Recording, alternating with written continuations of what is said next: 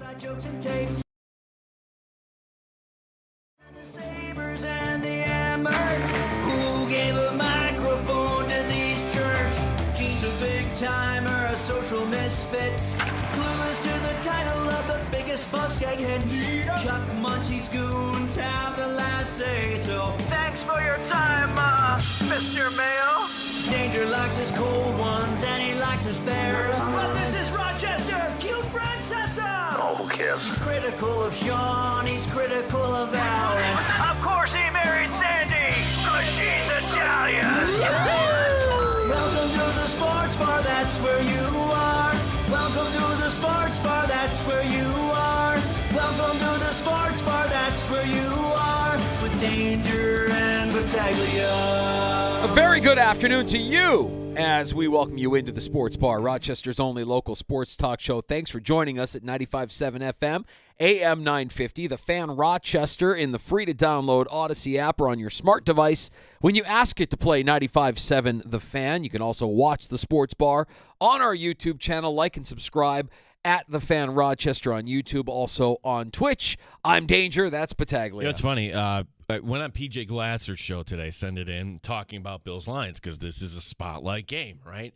And PJ hits me right out of the gate. What is being said on your show and others in Western New York in regards to Bills Lions? And I had to be honest, well, we haven't fully turned the page, have we, on the Bills-Rams and talking about what went wrong there. And certainly if we look at what went wrong in the Bills-Rams game, can they get that stuff corrected for an even tougher opponent this week? Yeah, well, we'll turn the page on the Rams and look ahead to Detroit this afternoon. Later on this afternoon in the 4 o'clock hour, Jeff Rieger from our Odyssey Sports sister station 97.1 The Ticket in Detroit will be stopping by the Sports Bar. Yeah, so let's kind of learn here about what the Lions might want to try to do against Josh Allen.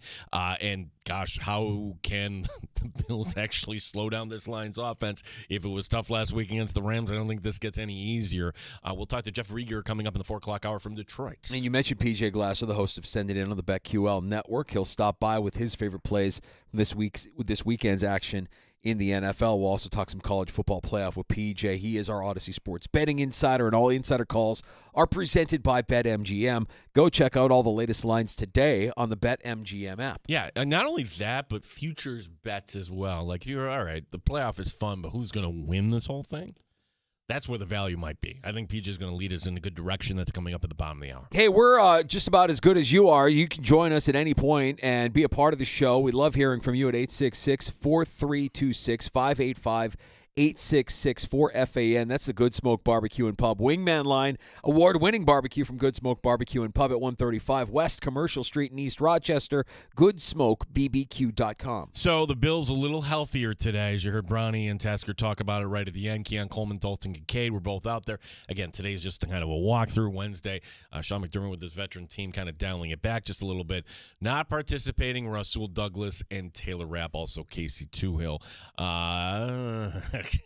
Boy, to have perhaps two starters in the secondary go down, not be available. I think what's interesting is, and we asked Perino about it yesterday, and he reported on it today, that it appears as if Jamarcus Ingram has actually surpassed Kyer Elam on the depth chart at corner. So if there is no Rasul Douglas this weekend, it would actually be Ingram over the former first-round pick in Kyer Elam, which that's not a nothing to me. That's something. Well, it's not something that every organization would do because it's kind of embarrassing, right? For the front office, your first-round pick, you will trot them out there, maybe even to a detriment.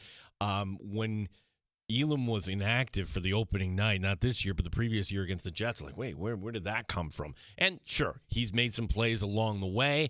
Ingram gives you some size. Ingram got out there just a little bit. I would have to think Elam's going to be active, though, if Rasul Douglas is not able to dress here. There's a different kind of tone, a different sort of just a different tone, a different sort of, I don't want to say urgency, but maybe it's just an intensity that Sean McDermott spoke with today when he met with the media, specifically about his defense after that 44-point performance against the Rams.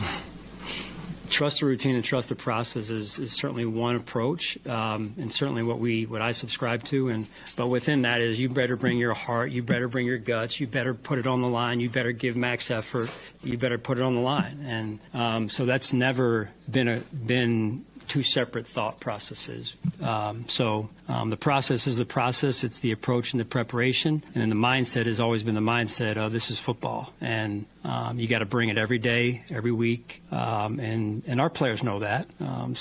We certainly have to improve in some areas, and that's one of them in terms of the line of scrimmage. The line of scrimmage. It's where the games are going to be won. This time of year, it's where they're going to be lost. This is what has me the most concerned, not just about Sunday, but about the Bills moving forward. We can talk about McDermott's inability to manage a clock effectively or his ability to coach in high-pressure situations. But I'm concerned, given what we've seen through the course of this season, not just with the Bills, but just around the NFL, that teams that don't just have that physicality in the trenches, but also have that size in the trenches, it's a difference maker. And we saw it with the Ravens against the Bills earlier this year. We saw an offensive line, and the Rams' offensive line isn't great, but they do have size, and they were able to kind of erase any sort of pass rush or physicality from the Bills' defensive line. And I'm worried that that's what we're going to see again against arguably the best offensive line in the NFL in Detroit. Yeah, the physicality, to clarify what you're saying, what I think the offensive line is fine. Not talking, yes. Yeah, it's the defensive line. It's Ed Oliver. It's, okay, we need more size. Let's get Carter back, the rookie. You're relying on a rookie here as a solution here on the inside. You may promote Eli Anku for his final time from the practice squad before you'd have to make him eligible, just because you want somebody that's going to get in there and be that size, that physicality, that physical presence in the middle. Why isn't he on the 53 to begin with? Right. Like, what do we, like Casey Toohill's hurt. Okay, let's make that move right now. I'm fine with that. It's been bad to spotty on the defensive line, Danger. You just kind of go with the report card. That was not a good game for A.J. Epinesa, certainly. It's not been a good season for Ed Oliver.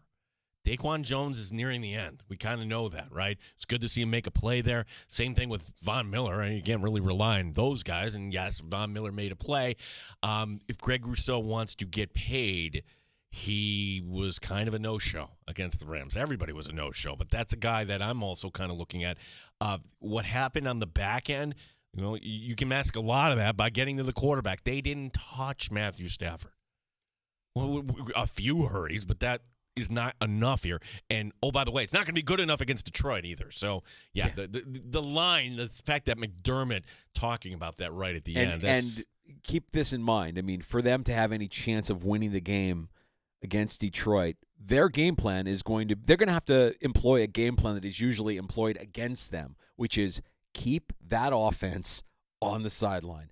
Do not let them get the ball long, sustained drives, eat up as much clock as you can, shorten the game, and keep Jared Goff and that offensive line and that two-headed running backfield on the sideline. Keep them off the field. It's what we've seen against the Chiefs over the years, which when you're going into Arrowhead, it's actually kind of worked. And, Danger, you'll do your pick with the break room on Friday. I had to give mine today when I went on with PJ.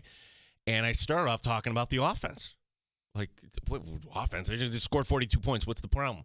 Hey, it's great they scored all those points, but if you're going to go point for point and your defense isn't kind of working, that's maybe not a great idea. 6 carries for James Cook, 0 carries for Ray Davis, 1 carry on an end around for Curtis Samuel, and everything else is Josh Allen on the ground. I expect more of an effort to at least establish the line that way. They didn't even try last week, which, again, they scored 42 points. But if they're going to get to hey, we're going to just slowly march it down the field, we're going to take our first downs, I think the Bills' offense, the evolution of it has been more toward winning football. This is how the Patriots would bleed you to death over the years. That got away from them last week. So what I'm saying is, this week, Danger, I expect this game to go under. Fun fact, 54.5, the over-under on this. Highest in the NFL, not just for the Bills, for the entire league this season. Really? Yes, 54.5 Bills and Lions, highest over-under. Candy from a baby, Danger. That is too high. But on the other hand, can the Bills totally shut down the Lions?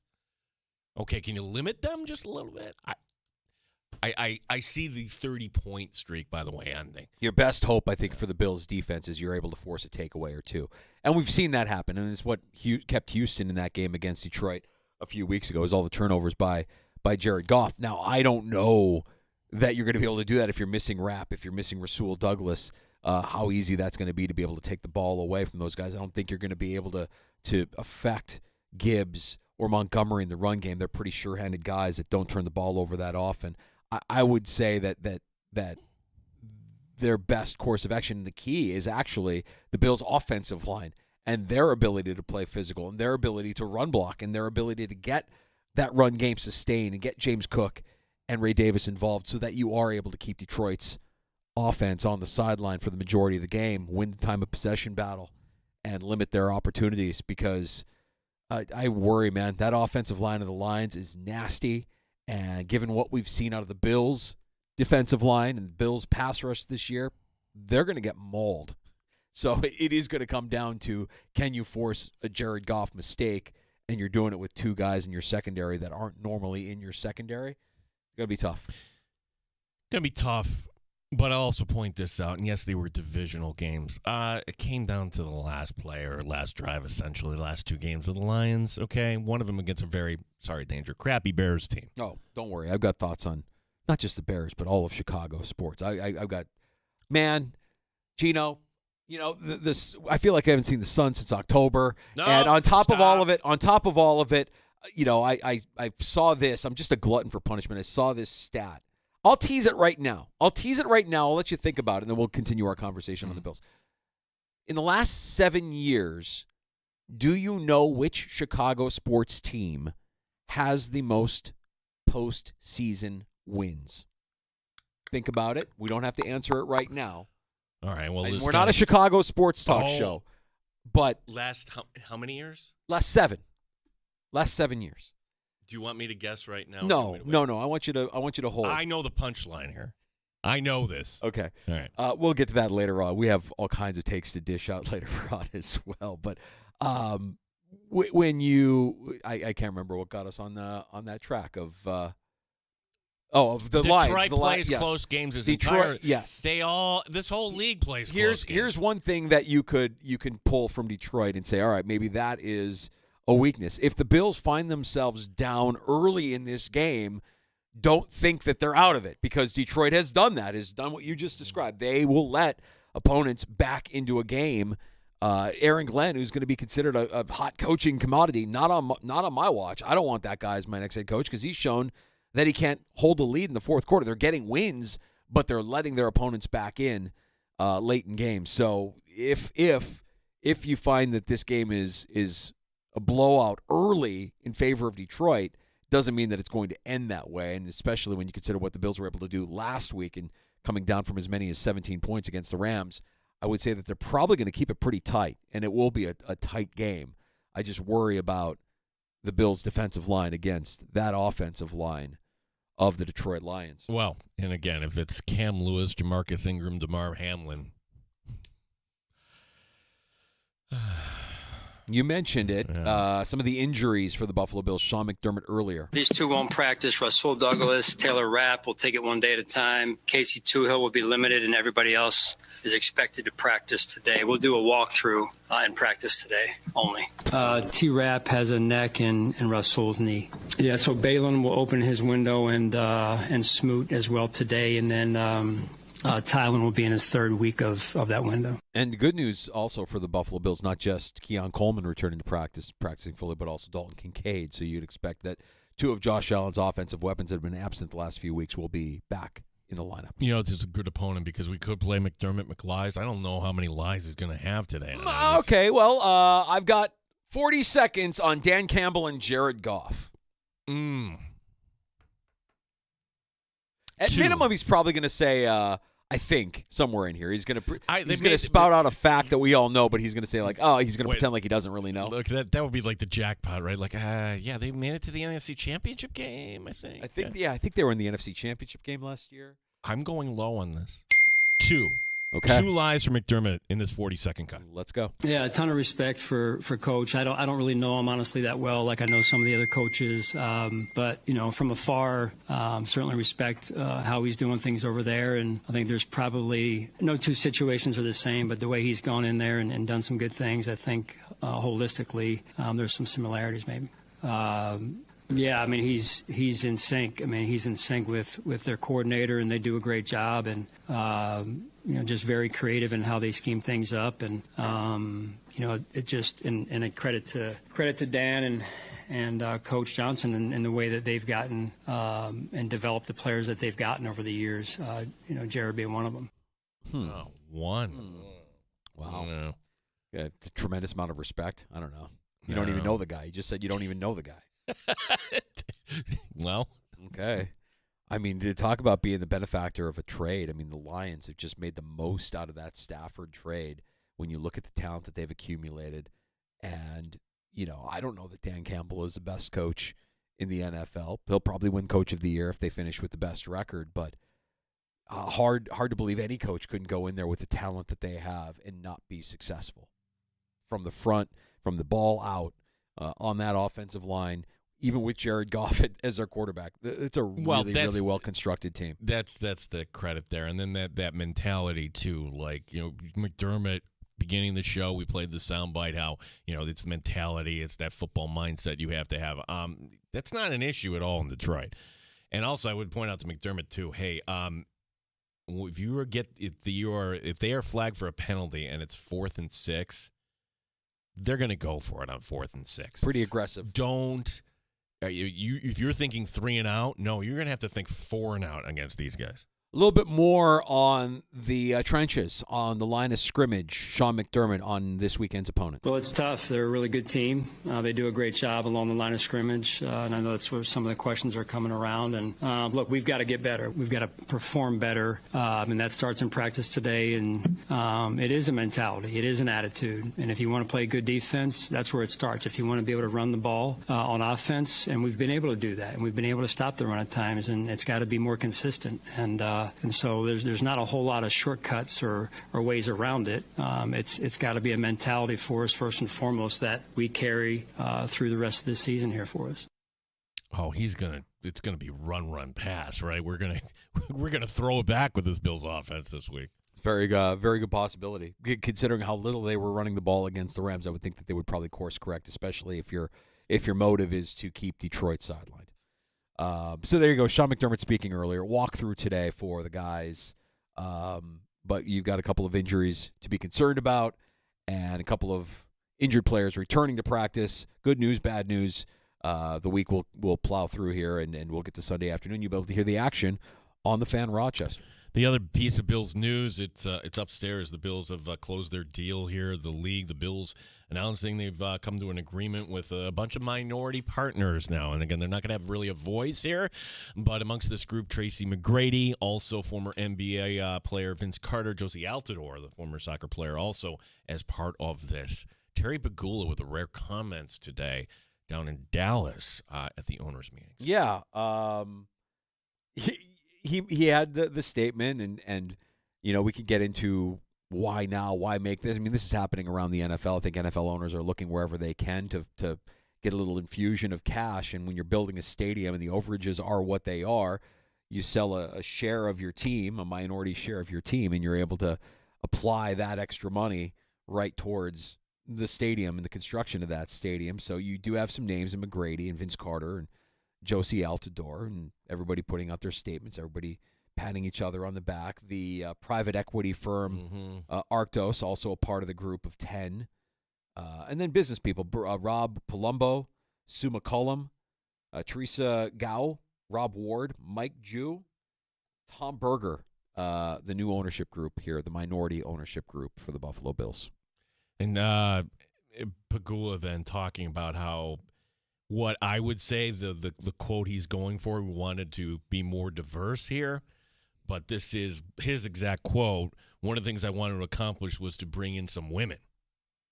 We've got 2 female ambassadors who are very successful business people.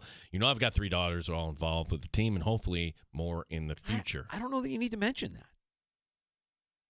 I don't know that you need to mention that. I just think, you know what? It should be assumed. Yes, You won't- we want the best people in these roles, and they happen to be women. I don't know that you need to showcase in 2024, 2025, or highlight the fact that you're placing 2 women in this group of 10. That's just my opinion. I think it's not totally tone deaf, but I wouldn't have gone there. All right, so you hear what I'm saying. Absolutely, I hear what you're saying. That's what kind of stuck out to me. Now, if you take it a step further, somebody asked about Kim. Yeah, and look, I can kind of relate to what they're going through, not at the same scale, obviously, or the same level, but my mother went through a similar kind of illness that Kim has gone through. She had a brain aneurysm, and she wasn't the same after that brain aneurysm. We had her for 14 good years after that initial brain injury. And it's tough, man. It is a really, really tough scene. So I want to be sympathetic to them to a point, but I also feel like highlighting the fact that you wanted to bring in 2 women in the day and age that we live in right now feels unnecessary. Part of me feels sorry for Terry here when you hear this quote, and I'll read it to you. And then part of me wonders, boy, this is not the way to phrase it. On Kim, we all miss her, especially I do. She was always a personal part of it, sending out Christmas cards, making cookies for the coaches. She'd be up at 3 o'clock in the morning every Sunday when we played, making cookies for the coaches. We all miss that. I mean, You were talking about one of the sharpest business Yes. minds, Yes. and you've reduced her to making cookies. yeah, and sending out Christmas cards. Yeah. Yeah. She kept the house clean. Man, she could cook a stew. Whew, let me tell you something. It just feels kind of icky. That didn't need to be part of whatever comment or quote that got pulled from. It feels a little off. It just feels a little off. She was running things. She was running things. She was running things. And you're absolutely right. She's probably the sharpest person in that organization when she was running things. But we miss her making cookies for the coaching staff. We miss her sending out Christmas cards. Come on. I don't know. I mean, again, I want to be sympathetic. I know that family is going through some stuff, and that's an illness. And I've been there. I know what that feels like. It's not easy, but that feels a little out of place. That doesn't feel like the right thing to say in that moment. Maybe it's a blessing that we don't hear from Terry Pagula as often as we hear from other owners of professional sports teams. Yeah. It was a little off the mark there, to say the least. We're going to get to PJ Glasser, who is the host of Send It In on the BetQL Network. Gino made his appearance on Send It In earlier. PJ reciprocating, stopping by the sports bar like he does every Wednesday afternoon to share his favorite plays from this weekend's action in the NFL. You can join us at 866-4326, 585-866-4FAN. In fact, right now, let's go ahead and give away a $50 gift certificate to Livingston County Pizza Company and Gluten-Free Bakery. Featuring one of Western New York's largest gluten-free menus. In addition to pizza, you can stop by for some of their legendary carrot cake, chocolate dreamboat cake, and handcrafted cookie selections. 212 Rochester Street in Avon, now celebrating their 19th anniversary. Open Tuesday through Sunday. Caller 5 wins a $50 gift certificate to Livingston County Pizza Company and Gluten-Free Bakery from the Fan. You're listening to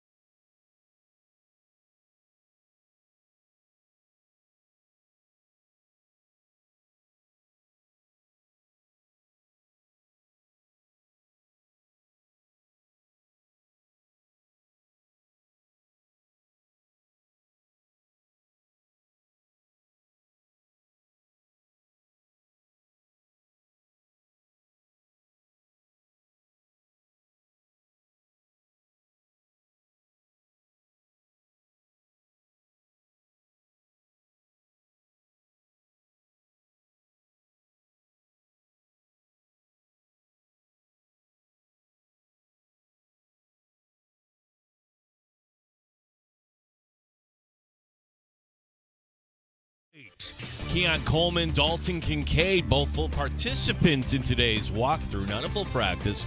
Not participating, Rasul Douglas and Taylor Rapp. Quarterback John Shanlin on the Detroit defense. They are high effort as they come. Obviously one of the top scoring defenses in the league. It's a really, really well coached team, and they've battled with a lot of injuries throughout the season on that defensive side, and you wouldn't know why by watching the film because, again, they know the rules. They attack each and every play, and we got to be ready for them. Bills and Lions. How do you bet it? We'll talk to PJ Glasser, host of Send It In, coming up next year in the Sports Bar. One other Bills note, the Bills officially announcing minority partners in their ownership, including in the group former NBA stars Vince Carter and Tracy McGrady. Emerson at Laval tonight. Our coverage will begin at 7. Sabres tonight hosting the Rangers. Gene Battaglia, the sports leader, the Fan Rochester. Neat or on the rocks? It's the Sports Bar with Danger and Battaglia on the Sports Leader, 95.7 FM and AM 950 The Fan, Rochester.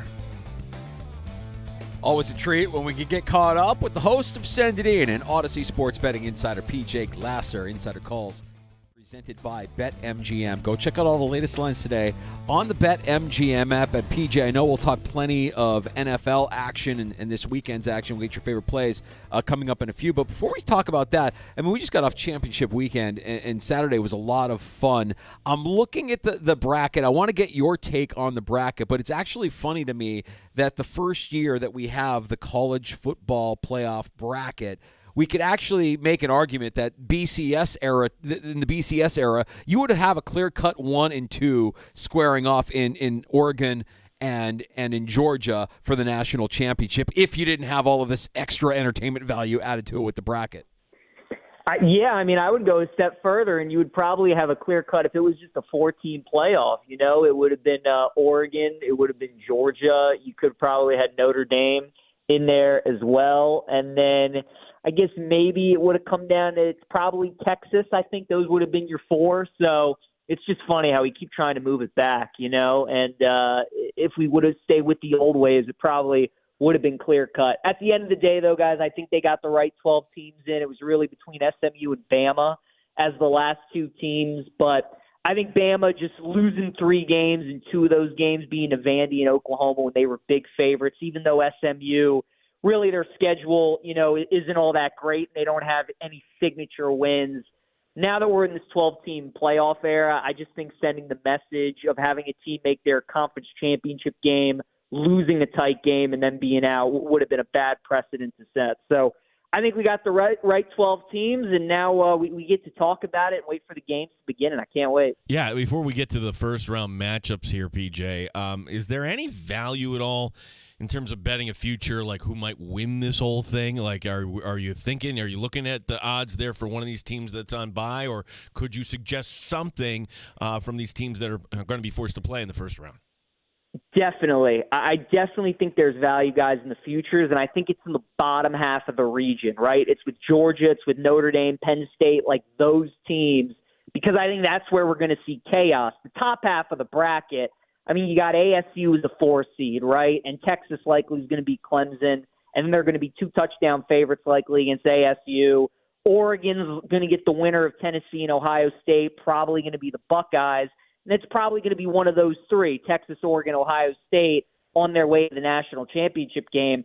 I think the bottom half of the region, guys, is where it could get crazy because Carson Beck has a UCL injury, Georgia's quarterback. That's the same injury that Brock Purdy had a couple years ago when he was playing against the Eagles, when he suffered that in the NFC title game. So I don't see Carson Beck playing again this season. I think his season's done. And already some sports books have dropped some lines, potential look-aheads. If Notre Dame beats Indiana, they're going to be a 1.5-point favorite against Georgia. And I don't think a lot of people realize that. So it sets up a lot of potential chaos, right? I think SMU could potentially be a live dog against Penn State coming up just because of how things tend to go when you get that last team into a field, whether it's college basketball or even when we've seen in college football when we had the 4-team playoff. When there's kind of controversy about some of those last teams getting in, those teams tend to do pretty well. And considering that Boise's the 3 seed, I think that bottom half of the region, I've already bet Notre Dame to win the title at 10-1.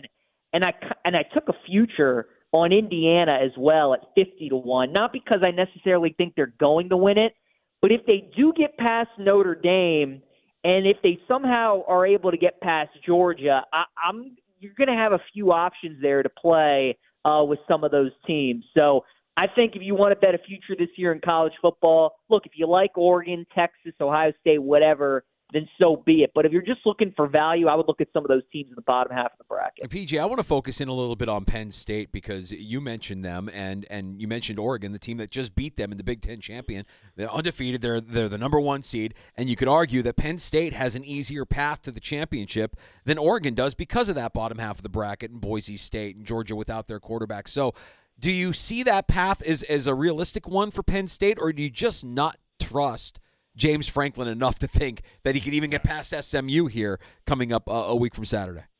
Yeah, it's a little of both, Danger. Like the path, I mean, there's no arguing. It absolutely is favorable, right? At Penn State, I think of all the teams, got the best draw. You know, they're an 8.5-point favorite against SMU. They avoided Bama, who definitely on paper would have been a much more difficult game for them. And like you said, I mean, Oregon, you're undefeated. You win the Big Ten. Congrats. You get Ohio State or Tennessee, right? So that's a brutal draw. I don't know how you guys feel, but the way that it kind of feels to me, because you obviously live in the area, you have a better pulse of things. I was talking about it on my show today. To me, it kind of feels like Franklin right now is kind of what John Calipari was facing heading into the tournament last year with Kentucky. Obviously, Cal's had way more success at Kentucky than Franklin has at Penn State, winning a national championship, making it to Final Fours and all those things. But it kind of felt like the last couple of years at Kentucky, those fans were clearly getting a little frustrated, and there was early exits, and they weren't achieving much as they should have.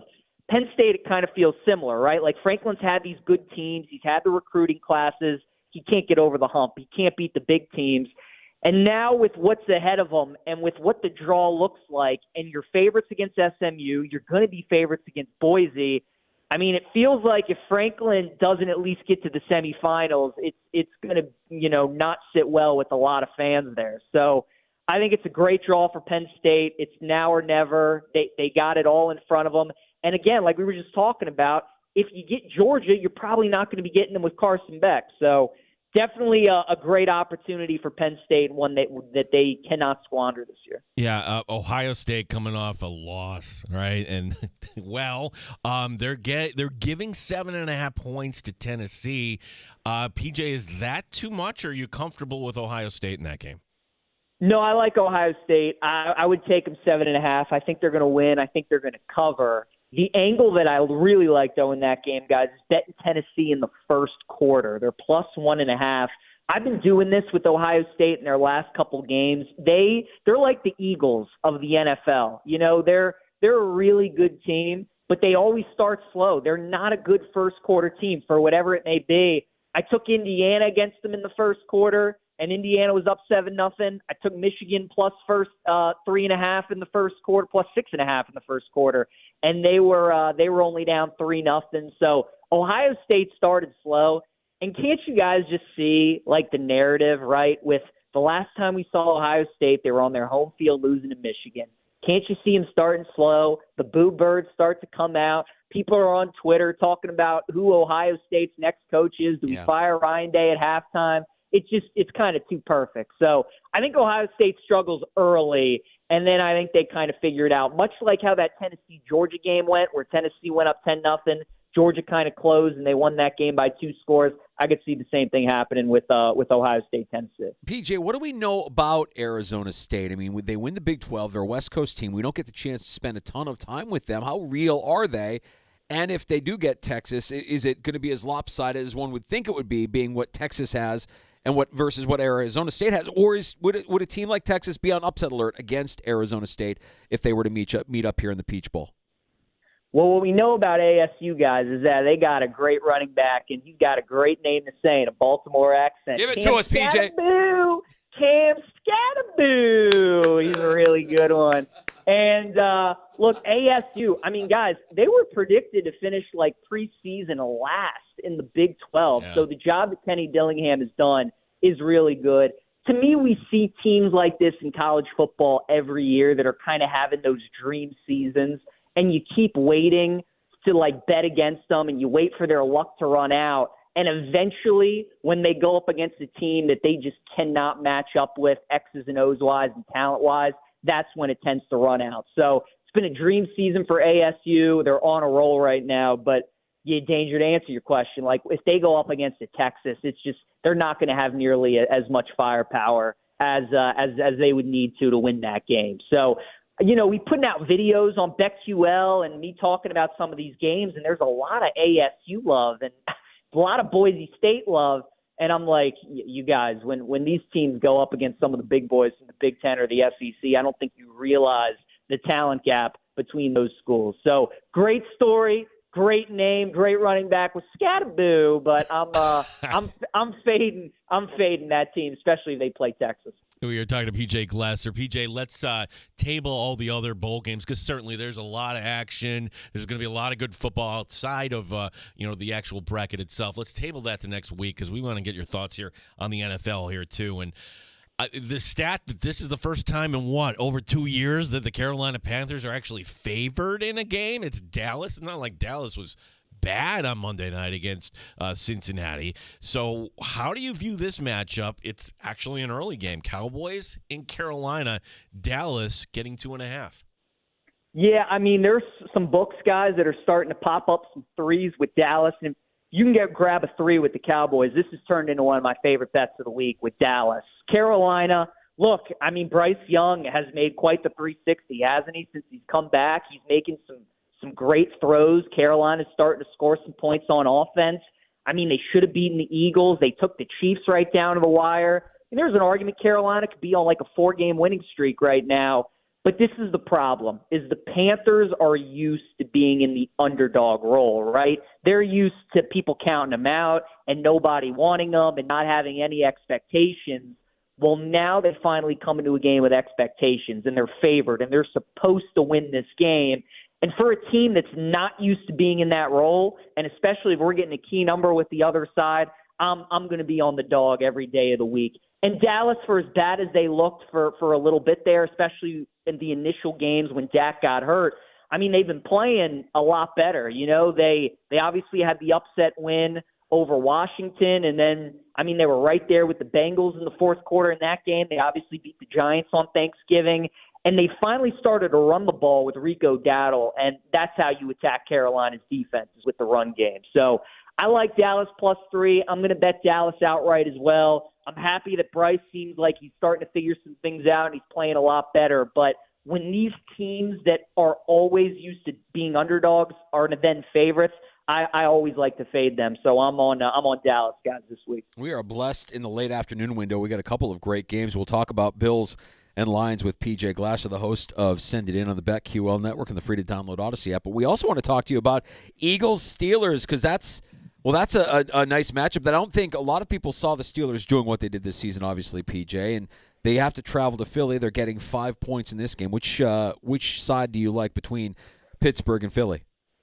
I like the Philly side. I'd lay the 5 with Philly. I think they're the much better team. I know a lot of people are going to be interested in the Steelers because it's Tomlin as a dog and you're getting a lot of points. And obviously with the way that the Eagles just looked against Carolina, maybe people are like, ooh, after what they did to the Rams and the Ravens, are the Eagles maybe going to start to do what they did last year where we hit December and they just fall off a cliff? I don't think so. Their defense is the real deal. And especially without Pickens, I think Russ and that offense are going to have a tough time moving the ball. On the flip side, A.J. Brown, Devontae Smith, they're both going to be in there. Saquon, obviously. So just too much firepower, I think, with the Steelers to catch up with. I think the Eagles were sleepwalking last week against Carolina. I think that was kind of a letdown game for them. And, I mean, if Leggett makes that catch, they lose to the Panthers. I think you're going to get a much more focused Eagles team. I think they're going to be ready to go. And I think they're going to look like that team that after the Ravens game, we were all saying, man, the Eagles look like they can win the Super Bowl. So I like Philly -5 in that game. Yeah, PJ, there's another game in the late afternoon window where for Indy, they can't afford an 8th loss here. For Denver, if they want to be in, you got to take care of business at home against Indy. I've seen this line kind of bounce around a little bit. I'm looking at right now the Colts getting 4 here on the road. What side are you on? Yeah, Gene, this is probably the most important game of the weekend. I mean, if Denver wins, I think we pretty much know the AFC teams that are going to be in the playoffs, which is why I like Indianapolis, because I just don't think in the NFL we're gonna know the playoff picture like with 3 weeks still to go, and both of these teams are coming off a bye. Bo Nix, our guy's playing some good football, isn't he? I mean, for how Jaden Daniels was taking the league by storm early on as a rookie, Bo's been playing some pretty good quarterback, but so is Anthony Richardson ever since he's come back. And guys, all the Colts do is play people close. You know, the New England game came down to the wire, 2-point conversion. They played Houston a couple times close. The Jets game a couple weeks ago was close as well. So all Indy does is really play people tight. And I think with all that's on the line and for Indy needing to win this game against Denver, there's a reason why this opened at 5.5, and now you're seeing some 3.5s pop up at certain shops. So I agree with the line movement. I think Indianapolis is live in this game, but I'll gladly grab them at the +4. All right, PJ, you had Gino on Send It In earlier today talking about Bills and Lions, this over-under at 54.5, and if you guys were what you said earlier is true, that this is the highest over-under in the league this year at 54.5, so that kind of begs us to question whether or not we should even remotely look at that over. Buffalo 2.5-point dogs going to Detroit. What are your thoughts? Yeah, so I do like the under for sure. I think under 54.5 is a great play. I mean, look, you're getting the Bills and the Rams just combined for 86 points, 44-42. You got the Packers and the Lions just combined for 65 points, 34-31. So what everybody just saw last was both of these teams, who are great offenses to begin with, play great offensive games. And then you come into a game like this that might be the game of the year, and everybody's already wants to see points. They want to root for points, so they're going to bet that at over 54.5. But when Gene was on my show, he brought up a great point, and I totally agree with it. The game plan for Buffalo on Sunday just did not make a lot of sense. That Rams defense is not very good, and especially if you see that the Rams offense is giving your defense a tough time, well, wouldn't you want to keep the Rams on the sideline? Wouldn't you want to run the ball with James Cook and possess it and chew clock? And they just did not do that at all. They just gave him 6 carries. So I expect him going into Detroit this week, especially with how much Josh ran last week against the Rams and all the punishment that he took. I would expect a more conservative effort from the Bills this week to lean on James Cook, lean on Ty Johnson and those guys and run the football. So I think it's going to be an under-type game. The Lions, I expect them to run the ball as well, so I like that. And if I had to pick a side, I would go with the Lions as well.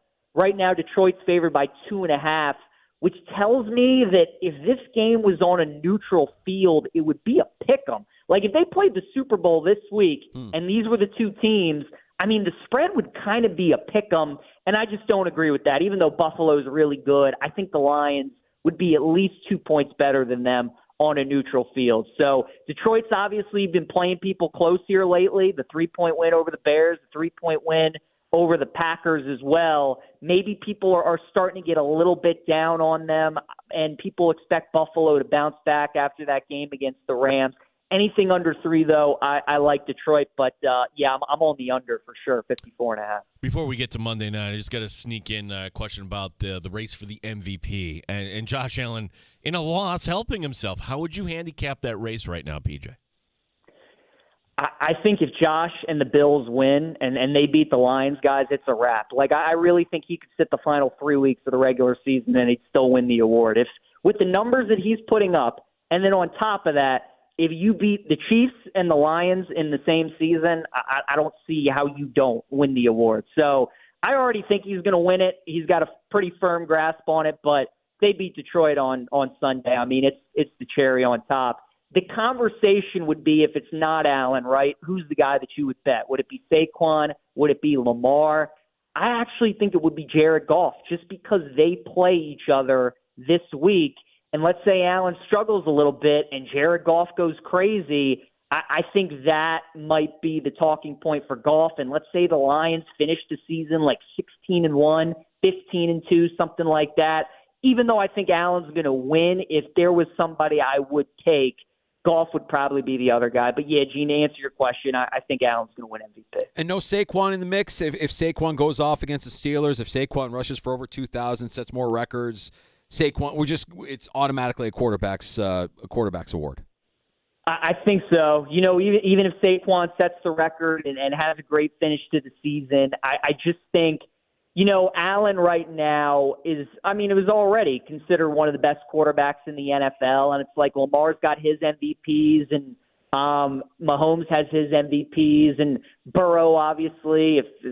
I would think the Bengals are going to re-sign Chase. You would think Burrow's going to win one eventually. So it just feels like Allen's had the numbers to put it up in years past, but the turnovers is kind of what's hurt him. And obviously the play of some of the other guys.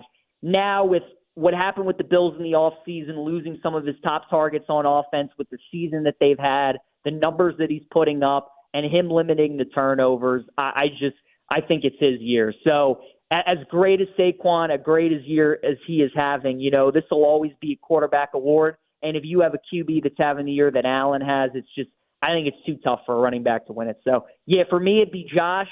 And if it would be anybody else, I think Goff would be the only other guy that I would look at. I wish they had Bears and Vikings as a Simpsons game, and imagine Mike Danger as a Simpsons character, for his team cheering. I already know what PJ is going to say about this game. The Bears are getting too many points. You got to take the Bears. They played the Vikings to overtime the last time these two teams faced, and everybody's going to think that the Bears that just got blown out by the Niners going to get blown out again by the Vikings. Am I right, PJ? That Mike Danger's a smart guy. Why do you guys even have me on the show? You know exactly. Exactly. See, here's the problem. And Danger, I know you were off last week, and I was doing the show with Gene. I was all in on your Bears. I really was, right? Eberflus was gone. I love the fact that the first game that Eberflus wasn't the Bears coach. They were on the road on a Sunday, and he was never able to get a win on a Sunday as a Bears head coach. And I'm like, this is the week. Yeah. They're going to do it. It just makes too much sense. San Francisco was obviously reeling. The problem was everybody loved the Bears last week. And when everybody loves a bad team like that, the bet just never hits. It never does. But, Danger, you said it. They got blown out. Nobody's going to want them. Minnesota is like the quietest 11-2 team I think I've ever seen in my life. Nobody talks about them at all.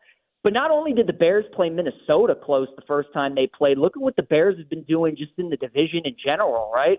Lost by 1 to the Packers in a game they should have won if the field goal doesn't get blocked. Lost by 3 to the Lions in a game that they could have won if obviously the late game clock management isn't a disaster. So they've been playing these divisional games really tough, and I think they're going to play Minnesota tough again. 7 is just too many points. I totally agree with you, so I do like the Bears.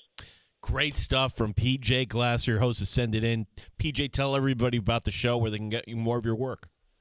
Yeah, guys, 1 to 1:30 p.m. Eastern Time, weekdays, Mondays through Fridays. You can check out Send It In. And it's just kind of rapid fire. It's like this. We go through all the different sports, a lot of college football, NFL, college basketball as well, now that that's in full swing. So we go through everything. It's a quick, fast-paced show. We love for people to listen, chime in with their comments. We answer your questions live on air, so it's a lot of fun. You can watch us on Twitch, on YouTube as well, and listen to us on the BetQL network also. And PJ, quickly before we let you go, fantasy football playoffs get underway this week, and if you're invested in the San Francisco backfield, you're feeling a little bit of a pinch. The guy that went down against the Bears had an injury. I think he's done for the season. Rookie, if I'm not mistaken. Why is his name escaping me? Isaac Correndo. Oh, that's the guy. Yes. Thank you, PJ. Great one. Thank you, guys. Have a good week. Talk to you next week. There's PJ Glasser. He's the host of Send It In on the BetQL Network. Odyssey Sports Betting Insider and Insider Calls are presented by BetMGM. Go check out all the latest lines today on the BetMGM app. Shame on me. I didn't know where you're. Oh, took me like 2 sequends to figure out. I didn't know if we had hit him with Garendo in the past. We haven't. No, Garendo's a good one. Garendo. That's an all-timer. Yeah, that's a good one for PJ. We'll have to remember that come March. We got to get to a break and come back with Jeff Rieger from 97.1 The Ticket in Detroit, our Odyssey Sports sister station. We'll learn more about the Detroit Lions. And I'll tell you, since we were talking about my miserable Chicago Bears fandom experience, the team in Chicago with the most playoff wins in the past 7 years. If you are a fan of just dark humor when it comes to the Buffalo Sabres, boy, do I have a date for you. Oh, January 2nd. Circle it on your calendar right now. I can't wait for this. And I think we have discovered and we've recognized the biggest piece of human garbage, or at least today. Really, truly a giant POS. And this stems off of something we talked about yesterday in Shots. We'll get to that and more next, along with Jeff Rieger from the Ticket in Detroit. All coming up on the Fan Rochester. You're listening to the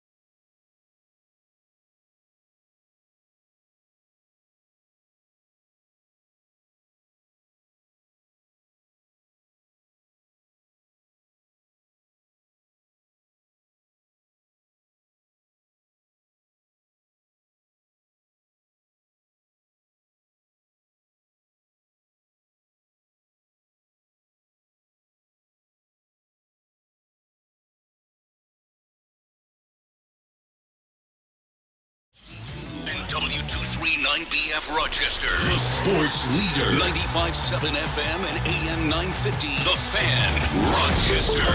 An Odyssey sports station. The Fan, Rochester. Sports update. Bills are getting healthier on the offensive side of the ball. Keon Coleman, Dalton Kincaid, both full participants in today's walkthrough. On the other side, though, not participating today, Rasul Douglas and Taylor Rapp. Head coach Sean McDermott knows there's a ton of talent on offense in Detroit. They do a great job, in particular in the play-action game and screen game, and they do a great job protecting him in those two capacities. The Bills officially announcing minority partners in their ownership, included former NBA stars Vince Carter and Tracy McGrady. Rochester Americans, it's game 3 of the 5-game road trip tonight. Laval is the stop. Our coverage will begin at 7 here on the Sports Leader. The Sabres trying to avoid an 8th straight loss. The Rangers have lost 8 of 10. Sabres-Rangers tonight can be heard on 96.5 WCMF. Gene Battaglia, the Sports Leader, 95.7 FM and AM 950. The Fan, Rochester.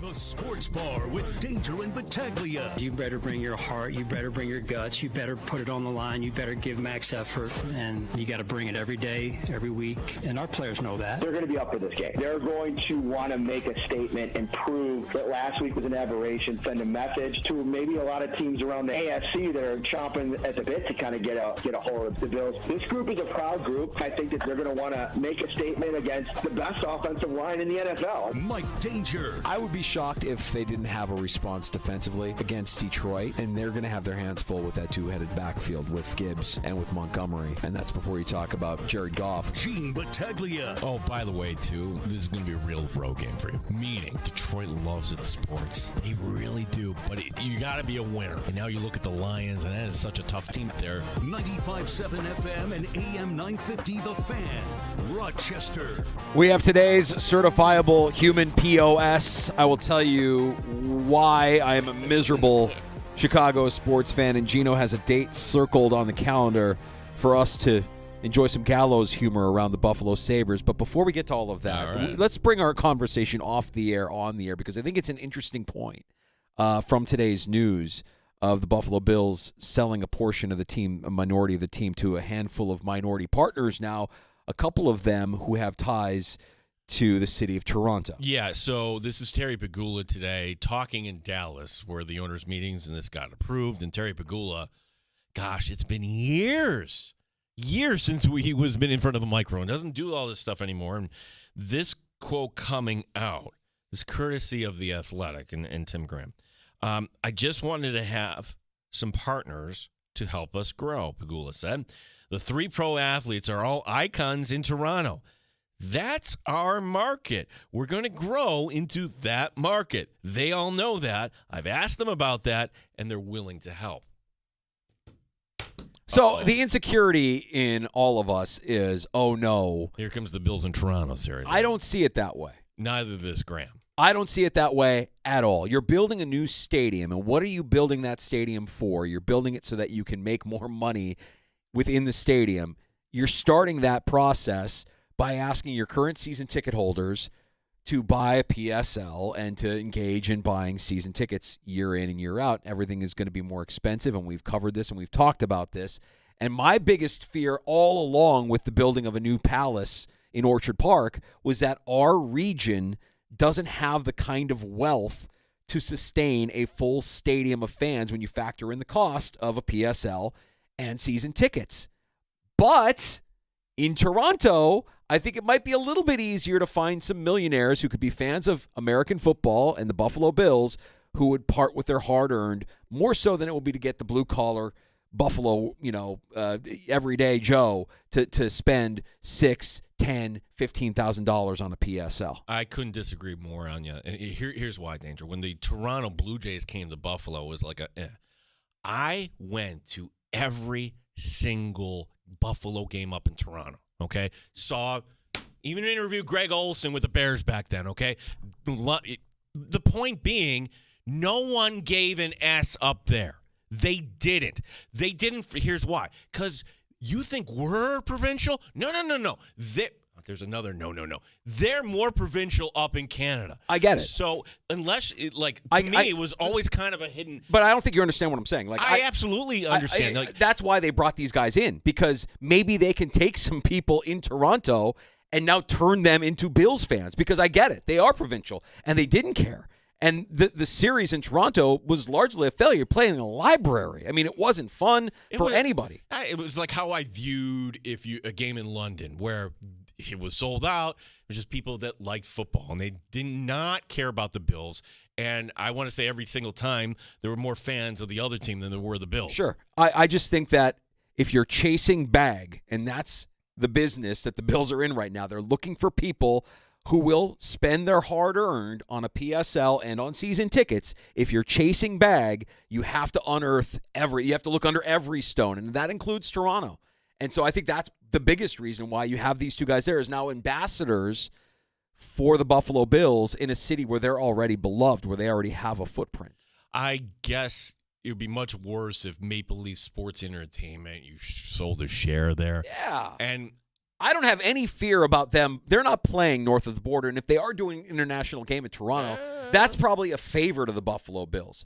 If it isn't the Bills, even if it isn't the Bills playing a game in Toronto, it's still it's something that the NFL probably should be more invested in, unless the NFL just views America's hat as more like what it is in Western New York, just a lot of blue-collar workers without the kind of wealth to support having a team where you're consistently selling out and selling PSLs in a brand new stadium. Danger, but see, the point I think you're missing here, respectfully, is that today just solved the PSL problem. Terry Pegula, by selling a part of the team, done. Did it sell the PSL problem or the overages of the stadium expense problem? Well, one and the same. One and the same. Yeah. Yes and no, because if we believe the reports that we've heard, and we haven't heard anything in the last couple of months, but PSL sales haven't been steady. Have they been steady? Have they been robust?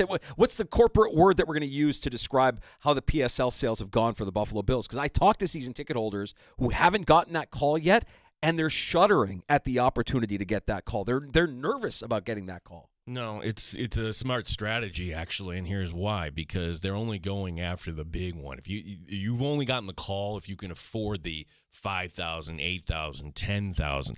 They don't want to talk to you for the low-end stuff. They'll get to you. That stuff will sell easy. It really will. It's the tough stuff right now, and by not talking to a certain segment, you're actually kind of creating demand for the higher stuff. At least that's the plan I see going in. Okay. Trust me, I am not a shill for the Buffalo Bills. I am not. Okay, but I think the move today, whether that kind of cures everything in terms of the PSL or the overage, and I don't know, Terry cracked a joke about it today too, because he said, well, yeah, the stadium is on time and over budget. I'd rather be at budget and late. So, okay, fair enough. Terry. In saying how this is the worst time to build a stadium. Maybe, but then again, could be any cheaper. When is a good time to build a stadium? Yeah. It's not like spending $1.4 to $2 billion is ever going to be met with great joy and glee. Thing they could have done too, Danger, is, and then you always have these rumors, many of them unfounded. Would they actually ever sell the Buffalo Sabres? No, it's not anywhere on the docket here. But this is going bad. But this is what I'm hoping for. And your guys here at the sports bar, we are raising the flag here, Danger. Maybe we should go down to the plaza here coming up on January 2nd. Why January 2nd? It's not a home game. Sabres that night play in Colorado. It's too bad it's not at home, because I just can only imagine what that atmosphere would be like. No, I'm sure there would be a lot of palm trees and a tropical climate and lots of winning. When most of us go back to work on Thursday, January 2nd, I know many of us don't want to think about that, right? It's holiday time. We want to eat, drink, and be merry. When we go back to work, it's going to be a special occasion for Sabre fans. January 2nd will mark 5,000 days since the Sabres last had a playoff game. 5,000 calendar days. That is an amazing accomplishment. So much mismanagement. So many people. It could not have been done alone. No, it really took several incompetent managers to get to this milestone occasion, Gene. And we really should raise a glass to this unbelievable era of futility in Buffalo Sabres history. This is 5,000 calendar days on January 2nd. It sounds like it's a lie. No, it's true. It's been over a decade, and it's not going to get any better anytime soon. Just my random Sabre take, Danger. We get back in January. There's no improvement. I think that's okay. Time's up with Kevin Adams. Well, my book is shut on him already. I mean, last week's comments sealed it for me. Any grace I was willing to give him is gone. It's gone. And if they have to make that move, it's probably for the best at this point. You can't say what he said. You can't give off that loser energy and expect things to change because, we have Texas and the sun doesn't shine. Okay. Mm-hmm. All right, dude. Find yourself another gig. You've told us all we need to know. Speaking of guys telling us all they need to know, today's certifiable POS of the day, we spoke about it yesterday in shots. It's Brett Favre.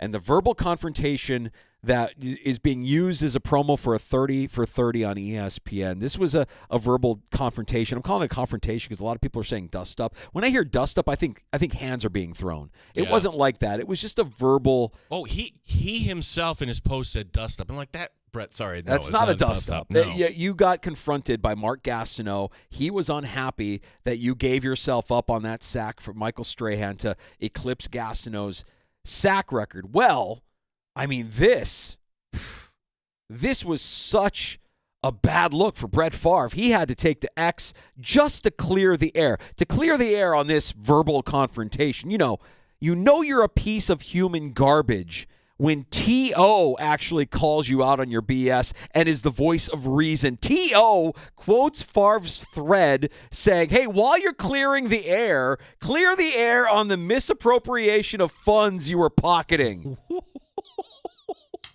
T.O. Now to recap, Brett Favre apologized for taking a dive in a game before he apologized for taking $700,000 in welfare money from the state of Mississippi. Brett Favre stole money from poor people. Go Bears. Put it on a T-shirt. Merry Christmas.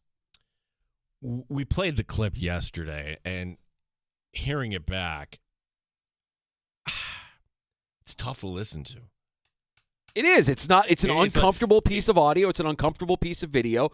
You can tell that Gastineau is really hurt, like he's really upset at Brett Favre, and Brett Favre doesn't really know how to act. He didn't see it coming. It blindsided him.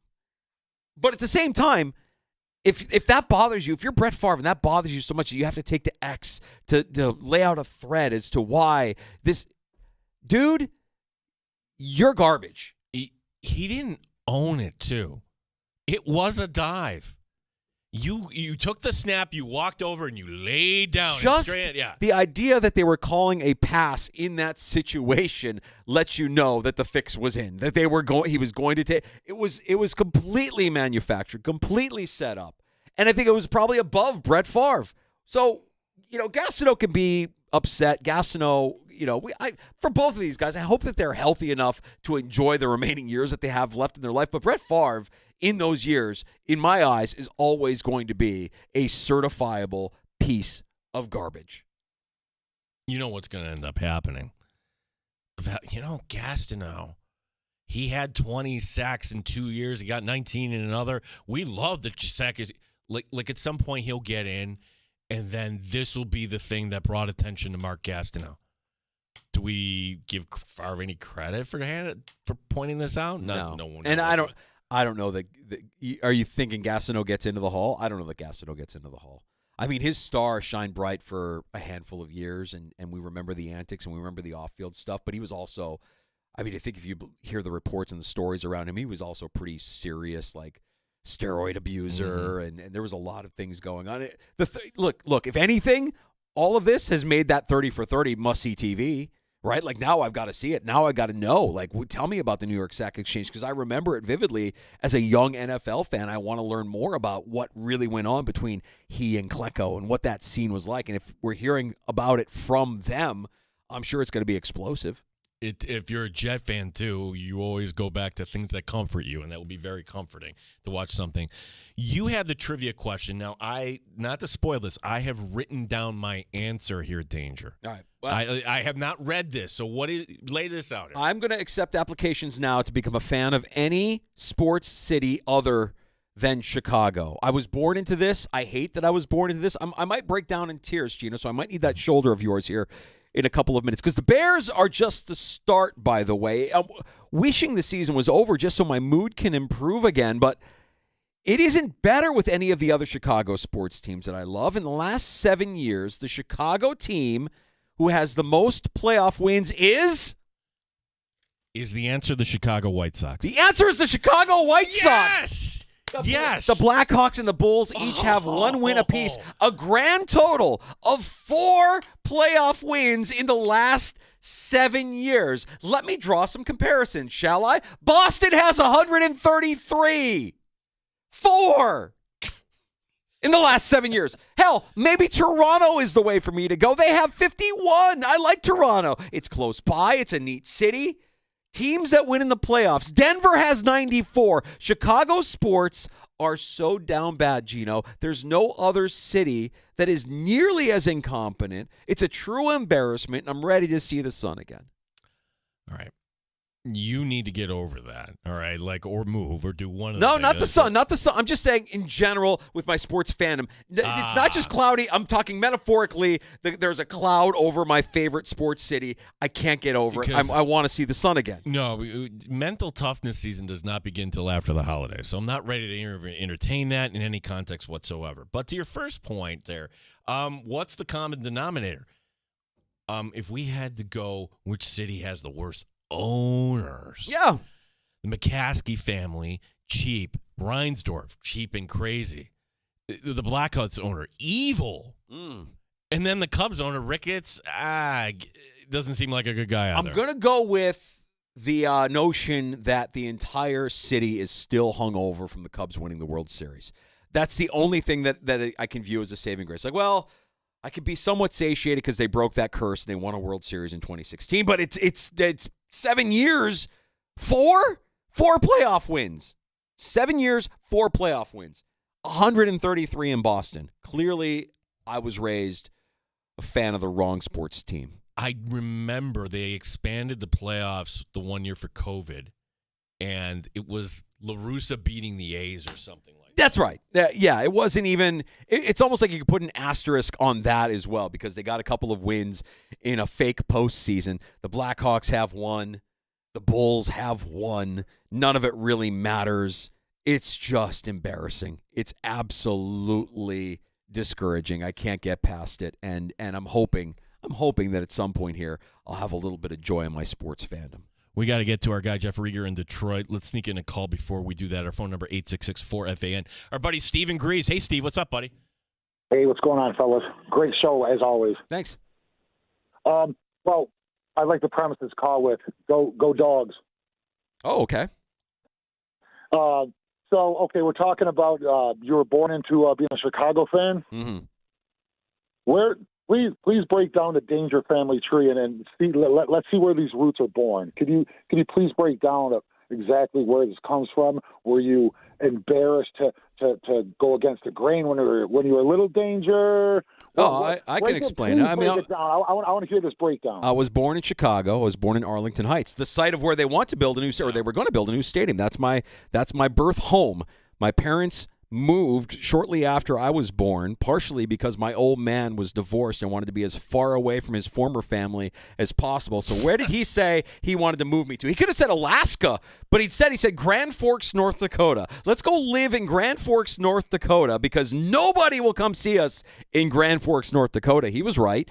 And I was surrounded by Viking fans, and I was a Bear fan because my dad was a Bear fan. And so when the Bears played against the Vikings, I got to hear about it. When the Bears won in 85, I heard about it. I got to, poke my chest a little bit. The Bears have one that the Vikings didn't. My first football jersey was a number 46 of Doug Plank. I mean, I'm just born into it, man. I can't help it. I'm sorry.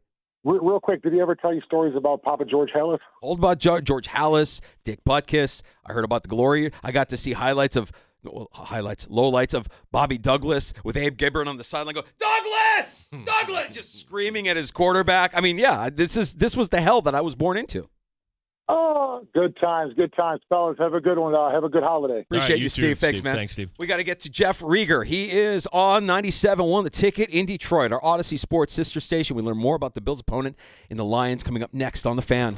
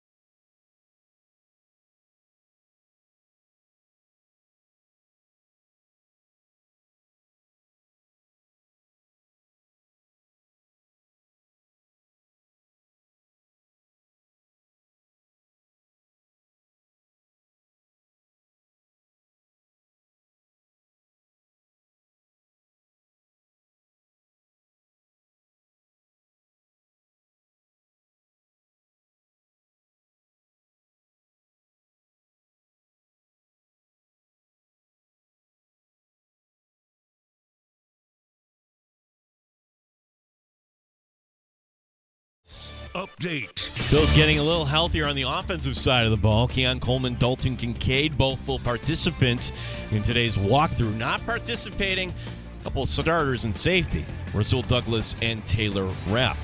As far as the Lions, Josh Allen knows this is going to be tough. They are high effort as they come. Obviously one of the top scoring defenses in the league. It's a really, really well coached team, and they've battled with a lot of injuries throughout the season on that defensive side, and you wouldn't know why by watching the film because, again, they know the rules. They attack each and every play, and we got to be ready for them. We'll get the Detroit side of things coming up next. Jeff Rieger from The Ticket in Detroit joining us next year in the Sports Bar. The Amerks tonight playing Laval. Our coverage will begin at 7 o'clock. The Sabres trying to avoid an 8th straight loss. Sabres hockey tonight can be heard on 96.5 WCMF. Gene Battaglia, The Fan, Rochester. Pull up a stool and join us. 585-866-4FAN. 866-4326. The Sports Bar with Danger and Battaglia on the Sports Leader, 95.7 FM and AM 950, The Fan, Rochester. We go to the Motor City. Bills traveling to Detroit. Matchup Sunday afternoon in the late window. Jeff Rieger is on 97.1 The Ticket, our Odyssey Sports sister station, joining us now so we can learn more about the season that the Lions have been having. And we've seen this coming for a couple of years, Jeff. I mean, it's almost an inevitability that Detroit is a team that looks Super Bowl bound with the way that they've played. But over the last few weeks here, it feels as if some teams have been able to kind of keep things close, yet they find ways to win. Welcome into the Sports Bar, Jeff. It's good to have you on with us. Good to be on with you guys. No, you're right about that, though. I mean, 12-1, but it's funny because Lions fans aren't used to this. Like, there's a different freak out every week. Last week, they were without 8, 9, 10 defensive dudes. They were bringing in guys off the streets, and everybody thought they were going to lose to the Packers, and the 1 seed was going to be in jeopardy. And what do? They go for it on 4th down 5 times, and they find a way to win. Yeah, Jeff, let's start on the defensive side of the ball. And, didn't like to see certainly the injury to Hutchinson. This team has had a ton of injuries, but how have they been able over the course of the season? Part one of the question. Part two, all right, if you're Josh Allen, you're the Bills offense, how do you go about attacking you?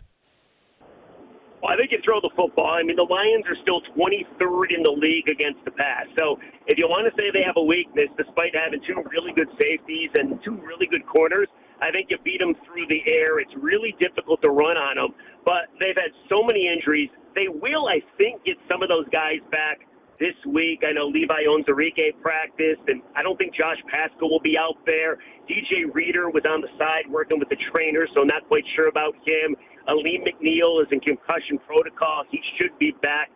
But I think the way to beat the Lions defensively is just throw on them. And they do such a good job in the red zone, talking about Detroit, and on 3rd down. They're the best 3rd down defense in football. And once you get in the red zone, they don't let you score. So when you look at the box scores, you see teams throw for 300 and 400 yards. You see quarterbacks have pretty good days, but for some reason or another, the Lions just keep you out of the end zone. Here's the other thing. Over the last couple weeks, a Lions defense that was keeping teams out of the end zone has now started to allow teams in the end zone, probably because of the injury. So the Bears made it really close. Caleb Williams was awesome in the second half of the Thanksgiving Day game.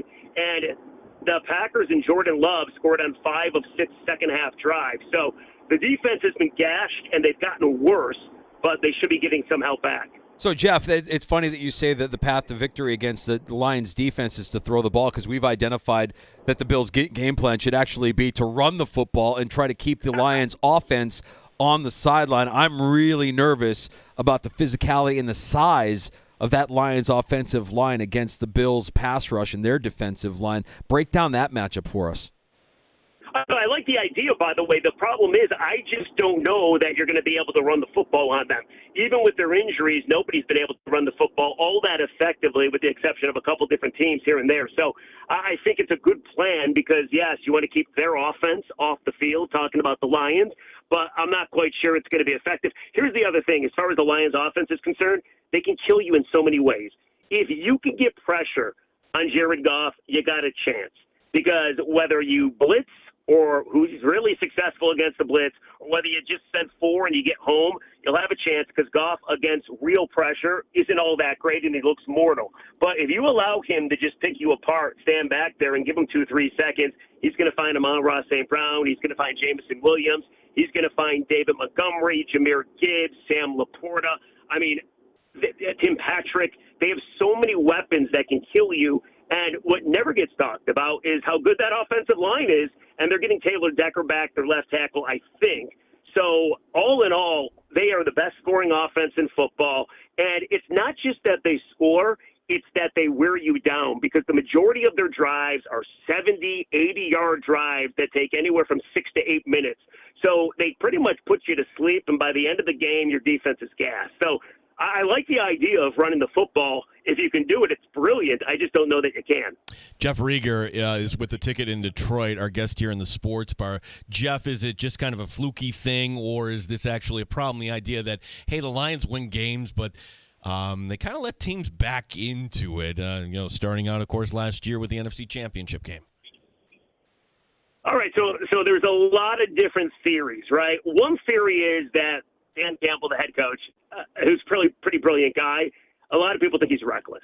And they look at the 4th downs, and even the game against Green Bay last week, they went for it 5 times, one time at their own 30, another time on 4th and inches to go to kill out the clock instead of kicking the field goal, and Jared Goff tripped, and it could have been total disaster. But I think a lot of people look at that type of coaching and think, it's Dan Campbell's going to cost you a game. And he kind of did cost them the NFC title game. I mean, he went for it twice on 4th down instead of kicking makeable field goals.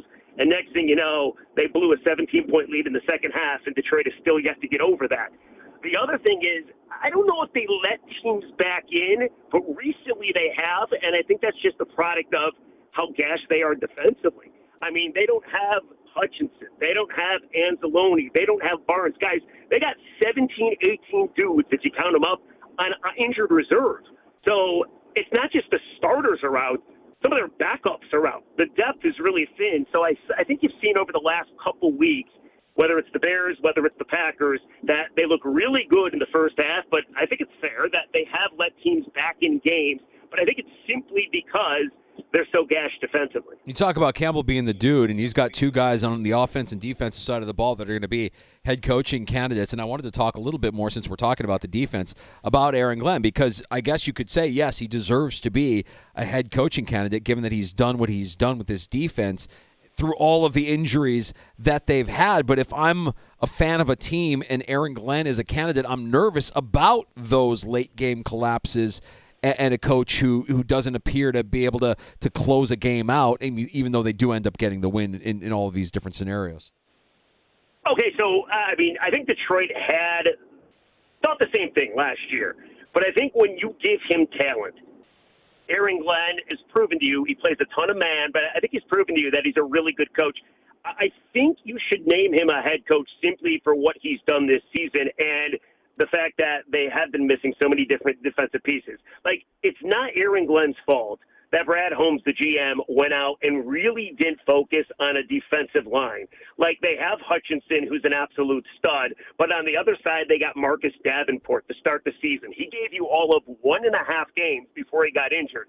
And they've been dealing with really thin defensive line help all season long and real thin linebacker help all season long, and you're still the number 2 scoring defense in football. They give up yards. They give up a ton of yards. I don't dispute that. But they don't let you in the end zone. And the other thing, too, is they stop the run effectively. They're 6th against the run in the NFL. So I kind of disagree. I mean, you're right, man. They have let teams back into games recently, but this is also a team that went on the road, trailed by 10 to Minnesota. Next thing you know, they scored 21 unanswered. Yeah, they let them back. They blew an 11-point lead, but they still end up winning the football game.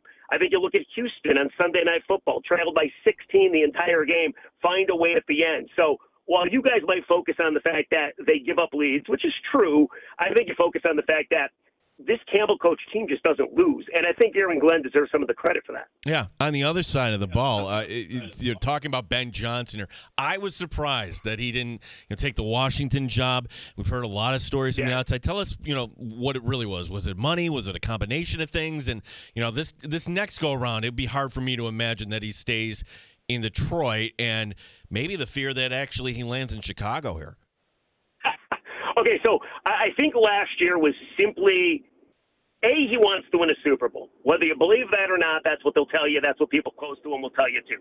B, I think it wasn't the perfect situation for him. He looked at the Washington job as a bunch of basketball dudes running a football team. And by my understanding, Ben Johnson wants everything. He doesn't want to be one of these guys that gets a job, next thing you know, he's whacked in 3 years. He wants a job where there's one total connection with the front office, the ownership, and the head coach. And I think he's waiting for the perfect gig. I also think he loves working for Dan Campbell, and he does want to win a Super Bowl. And then there's one more thing, and you might not believe this, but I think it's true. So I got a buddy who's actually pretty close with Ben Johnson. And believe it or not, Ben is one of those guys that is in no hurry to be a head coach. He loves doing what he does. He's compensated really well. He lives in a great part of town. He's got a great life in Michigan. And I think it has to be the absolute perfect gig to steal him away for Detroit. So in that regard, Detroit's lucky, but I truly believe it's got to be completely perfect, which might turn off a lot of teams because he might come off sounding like a diva. I don't know. But by all accounts, the reason he's still there is because he's not going to settle for anything in his eyes less than perfect, whether you believe that or not. So I don't know whether, I mean, Chicago seems like a disaster. So I don't know if he would go to Chicago. I don't know if it was, I don't think he's a guy that's just simply going to go for life-changing money because he already makes a ton of money. You could scratch Chicago off the list. He's not going. Chicago's not paying him life-changing money. They're too dumb to do that. He's too smart to be the head coach of the Chicago Bears, Jeff. This is coming from a Bears guy, so trust me, he's not going to Chicago. Oh, you poor man. You poor man. Well, you feel like fans that were too dumb, so you know. Jeff, I look at how this team was constructed and the changes that have occurred from the moment Dan Campbell, I have a bit of envy. If we're going to talk about me being in Chicago, I have a bit of envy that Dan Campbell is the coach of this team when it feels like he could have been a coach of a team like Chicago. Like that's the kind of act that would play in a city like Chicago, just like it plays in Detroit. The whole biting the kneecaps and we've got grit and we're about this city and we're going to build it up and everything that they've done. I almost think to myself, though, also, given what came back to Detroit in the Stafford trade, I don't care who your coach is, it would be hard to screw it up when you have that much talent being infused in through the draft and because of that trade. All right, so a couple things. First of all, they killed the Stafford trade. Like, Brad Holmes did an epic job, 2 first-round picks and Jared Goff, who they turned into their franchise quarterback.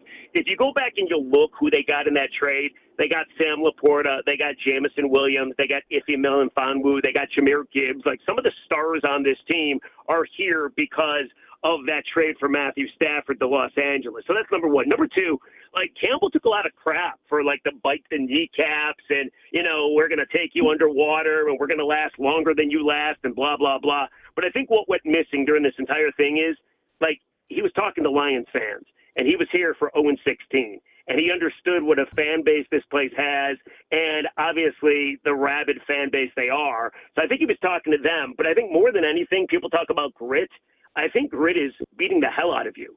Like, even when they went 3-13-1, you had opposing teams, and I sometimes ventured over to the opposing locker room, and they talk about just how hard the Lions hit. So much to the fact that now people think the Lions are dirty, like Herbie Joseph and Brian Branch are thought to be dirty because they smack you so hard. So I think Aaron Glenn said it best when they were bringing in guys off the street to play defense. They don't care about scheme as much as they just care about the proper dude that fits the culture, which is a guy that loves football, willing to throw his body on the line, and willing to, like, give max effort. And it sounds pretty, like, cliche, but that's really what it is. It's like a bunch of dudes that have all bought in and kill you physically and are pretty good, too. Like, it started with just a bunch of dudes that just bought in, and then they've just added talent after talent after talent through the draft and trades. One player in particular on defense, we were fixated 2 years ago on the draft. I was convinced that the Bills were ready to draft Jack Campbell. Wanted them bad. I'm like, oh, no, he's going to Detroit. All right, so 2 years in, how's it been going with Campbell so far? Year one, not great. I mean, the PFF scores were in the 50s, barely in the 60s. I think a lot of people were wondering what kind of draft pick that was. Year two, a heck of a lot better. And, again, the PFF scores are in the 70s and 80s. He was recently the best-graded Lion defensively. They lost Alex Anzalone, who's their heart and soul linebacker, so Jack Campbell's been wearing the green dot. He usually leads the team in tackles, so I'd say it's going pretty well. Like, this team can coach. Like, it's wild. Like, everybody that says, will they win the Super Bowl?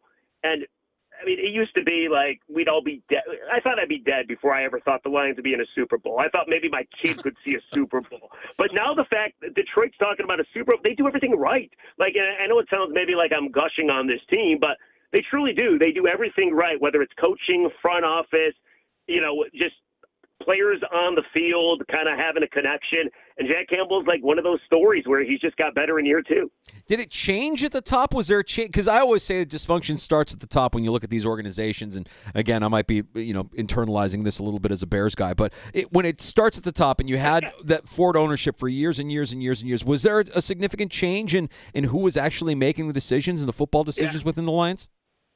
All right, so here's the lineage, right? It used to be a dude by the name of William Clay Ford who gave jobs to his drinking buddies, right? Yeah. And like his GM and his coaches, he loved them all. He never fired them, and it was an embarrassment. Then it was his wife, Martha Ford, who took over, and things didn't get any better. And then Sheila Ford, their daughter, took over. And I truly believe that she understands the embarrassment of the fan base. She obviously heard how people talked about her parents, and she fired Matt Patricia and Dan Campbell, or Bob Quinn, rather, sorry. And next thing you know, she hired two dudes with the help of Chris Spielman that nobody heard of. Brad Holmes from the Rams, and, of course, Dan Campbell from the Dolphins and the Saints, and, was an interim coach. And that's kind of where it all started. But there was this moment where Calvin Johnson, the great receiver, was getting honored at halftime, and Sheila Ford and the Lions sucked.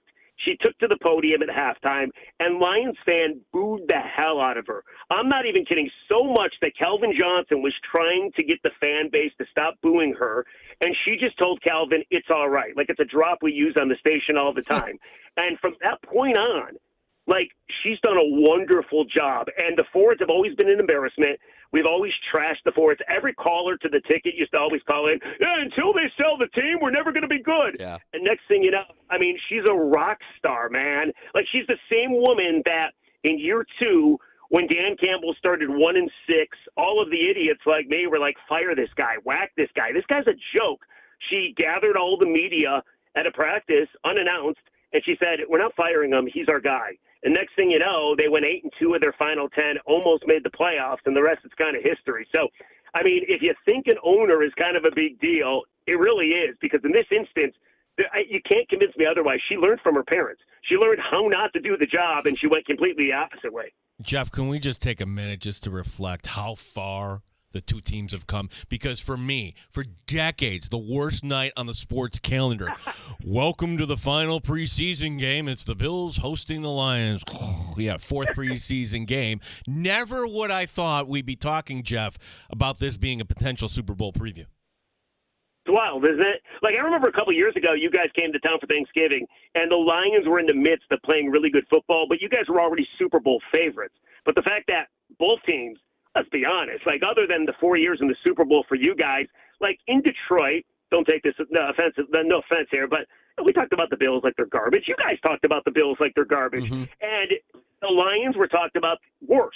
I mean, the Lions were the first ever team to go 0-16. The Lions had one playoff win in 60 freaking years. Like, I do radio shows all the time, and there's this saying, it's an acronym, same old Lions, SOL, and fans call up and talk about SOL. They're the reason Aaron Rodgers throws a Hail Mary. Like, it's wild how bad and embarrassing the Lions have been over the last 60 years. So you're right, man. It's crazy to think that a Super Bowl in New Orleans could feature the Bills and the Lions, and two fan bases that, I mean, deserve it, obviously. What a Super Bowl that would be. Like, who cares about the Chiefs? Yeah. Right? We're sick of the Chiefs. That'd be fantastic.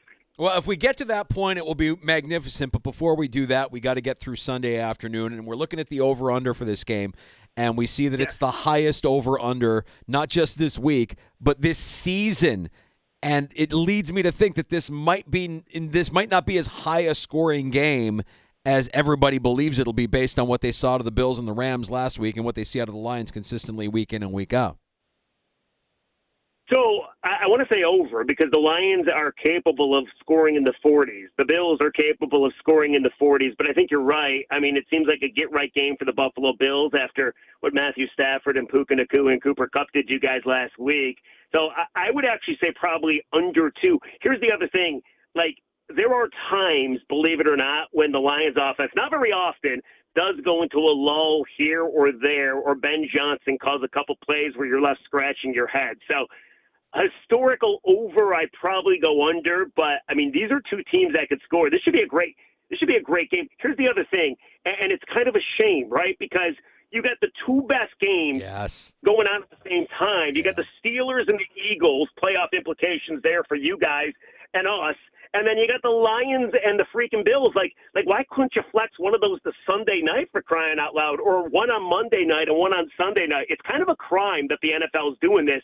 I read somewhere that it's the first time since 1995 that you have matchups, two of them, between teams that are this good, and they're on at the same time. It's ridiculous. Jeff, if I can sneak one last one in, go off the board here. That was a real fun season for your Tigers here. Now we're in the hot stove. Are they gonna add any pieces here? Or could this actually be a contender again in the American League? Oh, I thought we were going to talk a little Owen Power. I'm sorry, in Buffalo Sabre hockey. No, we don't talk. We don't say the S word on our show. No. Oh, that was a tough loss. Yeah, I thought you guys were going to beat the Wings the other day. Anyway, okay, so the I know, sorry, my bad. I like that Roman Yossi guy. Anyway, so the Tigers were unbelievable. We ripped on them for 3/4 of the season, and then they went 35-12. The Minnesota Twins totally choked the playoff spot away, and the Tigers were like a great story. Here's the problem. They're cheap, and they're operating like a minor league operation, and they're not going to spend any money in the offseason, unfortunately. So, like, Alex Bregman is available, and they apparently have interest in Alex Bregman, but he's going to cost upwards of $200 million. So the Tigers are probably going to be like, yeah, sorry, we're out.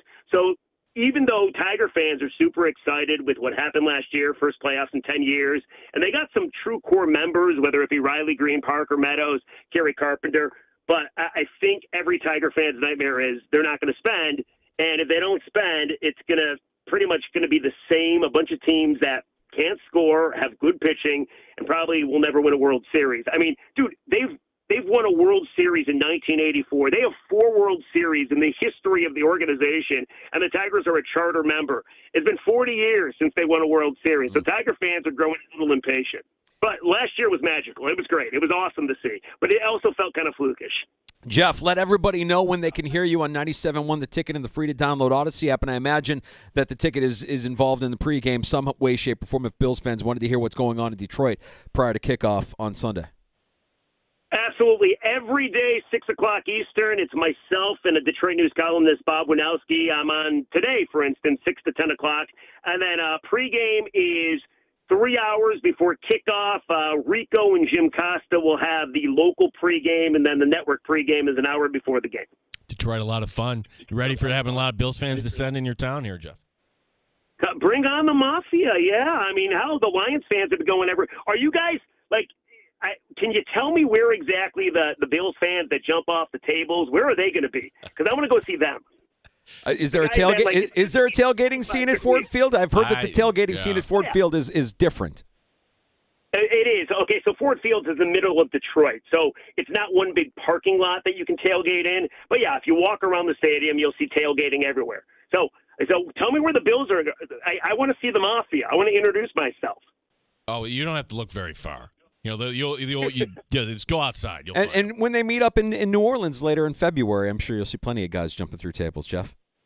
There we go. Yeah, it might be a little warmer there, though. Yeah, it's not as impressive. Yeah, it's not as impressive when you set yourself on fire in New Orleans as it is when you do it during a blizzard. That's called Tuesday in New Orleans. Jeff, appreciate the time, buddy. Let's do it again soon. Sounds good, guys. Enjoy Sunday. Can't wait. Yeah, it's going to be fun. Jeff Rieger, you can hear him tonight on 97.1 The Ticket in Detroit, our Odyssey Sports sister station. So he says you can't run against the Lions, but you can pass. I don't care. Honestly, like, you do what you think you can do here. I mean, if the strength of the Bills going into this game is their offensive line, we've kind of identified their offensive line is consistent. There's continuity. They've kept Josh Allen clean. They're not turning the ball over. They weren't able to run the football against the Rams. They didn't really even try to run the football against the Rams. Look, we're not criticizing the Bills' offense when you put up 42 points, but I think you need a different approach this week. I think you need to manage the game from that side of the ball, too. You know what? It could come down to who gets the ball first, who gets the ball last, too. I mean, it could be one of those games. It could be another game like what we saw on Sunday where you've got just back and forth, and it's last team who has the ball ends up winning the game. It could be crazy. We'll see. But love having Jeff on with us to kind of help us preview Sunday's action between the Bills and the Lions. Great conversation there from our buddy Jeff Rieger in Detroit at our Odyssey Sports sister station, 97.1 The Ticket. Happy Hour is next. Sean McDermott speaks. The Bills get back on the practice field. We've got injuries to update you on. We've got some changes within the Bills' ownership that we'll explain. And we've got a round of shots all coming up. Plus your calls. Pull up a stool, 585-866-4FAN. In fact, right now, if you're caller 5, we'll give away a $50 gift certificate to Livingston County Pizza Company and Gluten-Free Bakery, featuring one of Western New York's largest gluten-free menus. In addition to pizza, stop by for some of their legendary carrot cake, chocolate dreamboat cake, and handcrafted cookie selections. 212 Rochester Street in Avon, now celebrating their 19th anniversary. Open Tuesday through Sunday. Caller 5-866-4326. You'll score a $50 gift certificate to Livingston County Pizza Company and Gluten-Free Bakery. You're listening to The Sports Bar with Danger.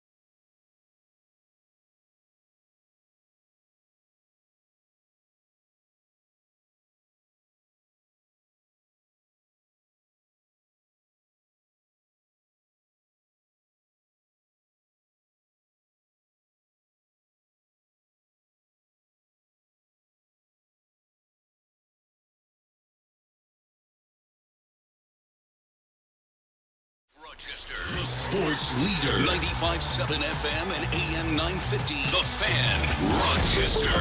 An Odyssey sports station. The Fan, Rochester. Sports update. Keon Coleman, Dalton Kincaid, both full participants in today's walkthrough. Not participating, Rasul Douglas and Taylor Rapp. Head coach Sean McDermott knows there's a ton of talent on offense in Detroit. They do a great job, in particular in the play-action game and screen game, and they do a great job protecting him in those two capacities. The Bills officially announcing minority partners in their ownership. Included in this group, former NBA stars Vince Carter and Tracy McGrady. The Amherst, it's Game 3 of their 5-game road trip. Next stop, suburban Montreal tonight, taking on Laval. Our coverage will begin at 7 here on the Sports Leader. The Buffalo Sabres looking to avoid an 8th straight loss. They take on a team that's lost 8 of 10 tonight, the New York Rangers. Sabres hockey tonight can be heard on 96.5 WCMF. Gene Battaglia, the Sports Leader, 95.7 FM and AM 950, The Fan, Rochester.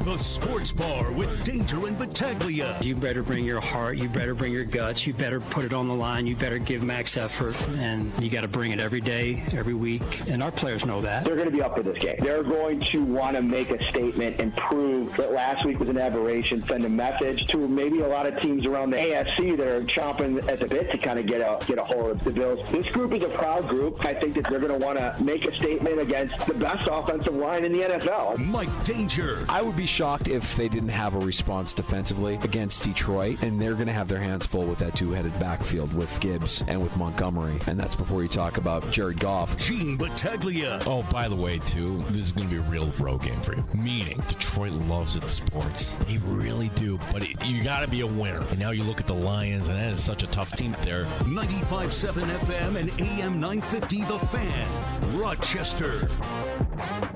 Are we rooting for excellence with the Sabres? We're hoping that this is a losing streak that lasts. I mean, we're not satisfied with a 7 and 8 game losing streak. We want greatness, right? We want double digits. We want history. You got a long way to go for history, though. Like recency, I was going to say with this for shots. You know, they lost 18 in a row. 18 in a row in 2021. That's pretty good. You got a long way to go to that. Like you're still 10 away after tonight. Well, I'm going to just put this out there. I'm going Sabres money line tonight against the Rangers. Well, you don't think the Rangers are looking at this like, hey, this is our get-right game, boys. Let's go. It may be, but like they're kind of a mess. They're kind of circling the drain. I mean, they may be a little bit less inspired than even the Sabres at this point. I'm going Sabres money line at home. Well, let's see what happens. Let's see if the boys can end the streak tonight. By the way, it's not a MSG game tonight if you are so inclined. It's one of those TNT Max type of deals. Oh, so, good stuff. Yeah. Awesome. All right. It's time for the whole nation could see Buffalo Sabres hockey. It's time for happy hour in the shots as we in the sports bars. We welcome you on in. Shots coming up later on this hour. We appreciate you joining us at 866-4FAN. Pull up a stool, 585-866-4326. The Bills got back on the practice field today, and while you're getting a couple of injured players back, you've also got a couple of new injuries to deal with in the wake of the loss against the Rams. Yeah, so the secondary, this is not a surprise. You have the corner Rasul Douglas, you have Taylor Rapp, both not participating in the walkthrough. That doesn't look good. The idea, and this was actually kind of teased, like you're getting the sense that you're not going to have Douglas this week, not after how he went off last week. The idea that it won't be Kaiir Elam danger. Yeah, I that's not a nothing to me. And when we brought it up yesterday to Matt Perino, and we knew he was inactive against the Rams, but we didn't really know yesterday where this team stood as far as whether or not Elam would get on the field or Elam would back up Douglas. And it turns out, and Perino reporting on it today, that it's actually Ingram who has surpassed Elam on the Bills' depth chart. Okay. Well, on the one hand, I think where that might be a little concerning is a little refreshing because there's some organizations that don't want to embarrass the GM or just want to double down on a mistake or whatever it is. Like, okay, we're going to start a street free agent that's been here for a while. Ingram in short spurts has been okay. This is a different animal. Oh, yeah, it's also the Lions here you're going up against. Well, I think the best way to prevent any sort of defensive struggle is to keep that offense of the Detroit Lions on the sideline. I mean, we talked about this last hour with Jeff Rieger, who you can hear on our Odyssey Sports sister station, 97.1 The Ticket in Detroit. You can pass the ball against the Detroit Lions. Well, that's good to know, but we actually think that the Bills should try to run the ball certainly more than they did against the Rams last week. And while Josh Allen can put up those eye-popping stats, it's actually going to be keeping the Bills' defense on the sideline so they don't have to expose any of their weaknesses against this very potent, physical, and big Detroit Lions offensive line. Yeah, and on the, for the Bills' defense here, Danger, and one thing Rieger mentioned, hey, if you can get some pressure on Jared Goff, good things can happen perhaps. Okay, therein lies the rub. What makes me think, what makes anybody think, do the Bills actually take some chances here and start blitzing some more guys? Possible.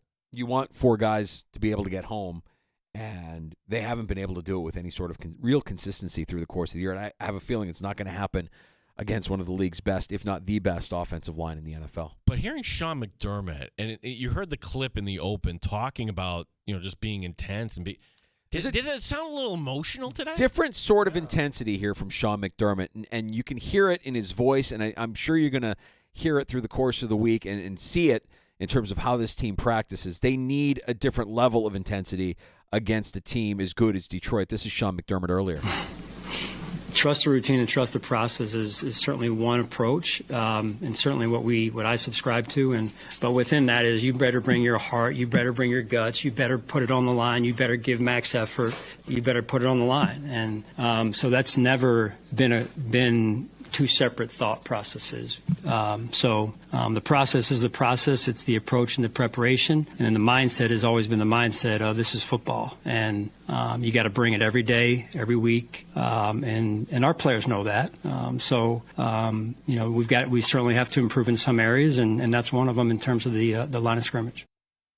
Different level of intensity in McDermott's tone today. Mm-hmm. And certainly I think this team recognizes they need to play with a bigger sense of urgency against a team like Detroit if they have any chance of upsetting them on the road.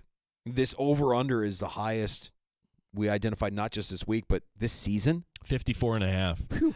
And talking with PJ Glasser, sure, you're seeing the Lions go point for point with the Packers. You're seeing that track meet in Los Angeles. Why wouldn't you think this game would go over, Danger?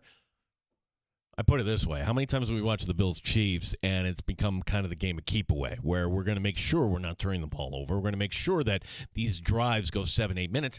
That was the thing that was kind of missing last week, that the Bills would score, but they would do it so darn quick that the gas defense would just go back out there. A lot of fun to watch, but I'm sure Sean McDermott, if I know McDermott, he's going to want to run that football. Wouldn't surprise me at all if he's encouraging a game plan danger of run, pass on third down. Yeah, right. Josh Allen on their opponent this weekend in the Detroit Lions. Yeah, a really aggressive team, and I think that's why they are who they are. And it starts with a coach that came in there a few years ago with not a great team, and he's done a phenomenal job of getting those guys primed and prepped and ready to go each Sunday, Monday, and Thursday. And they're still playing with chips on their shoulder, and you can see that when they play, and got a lot of respect for their team and that coach in general.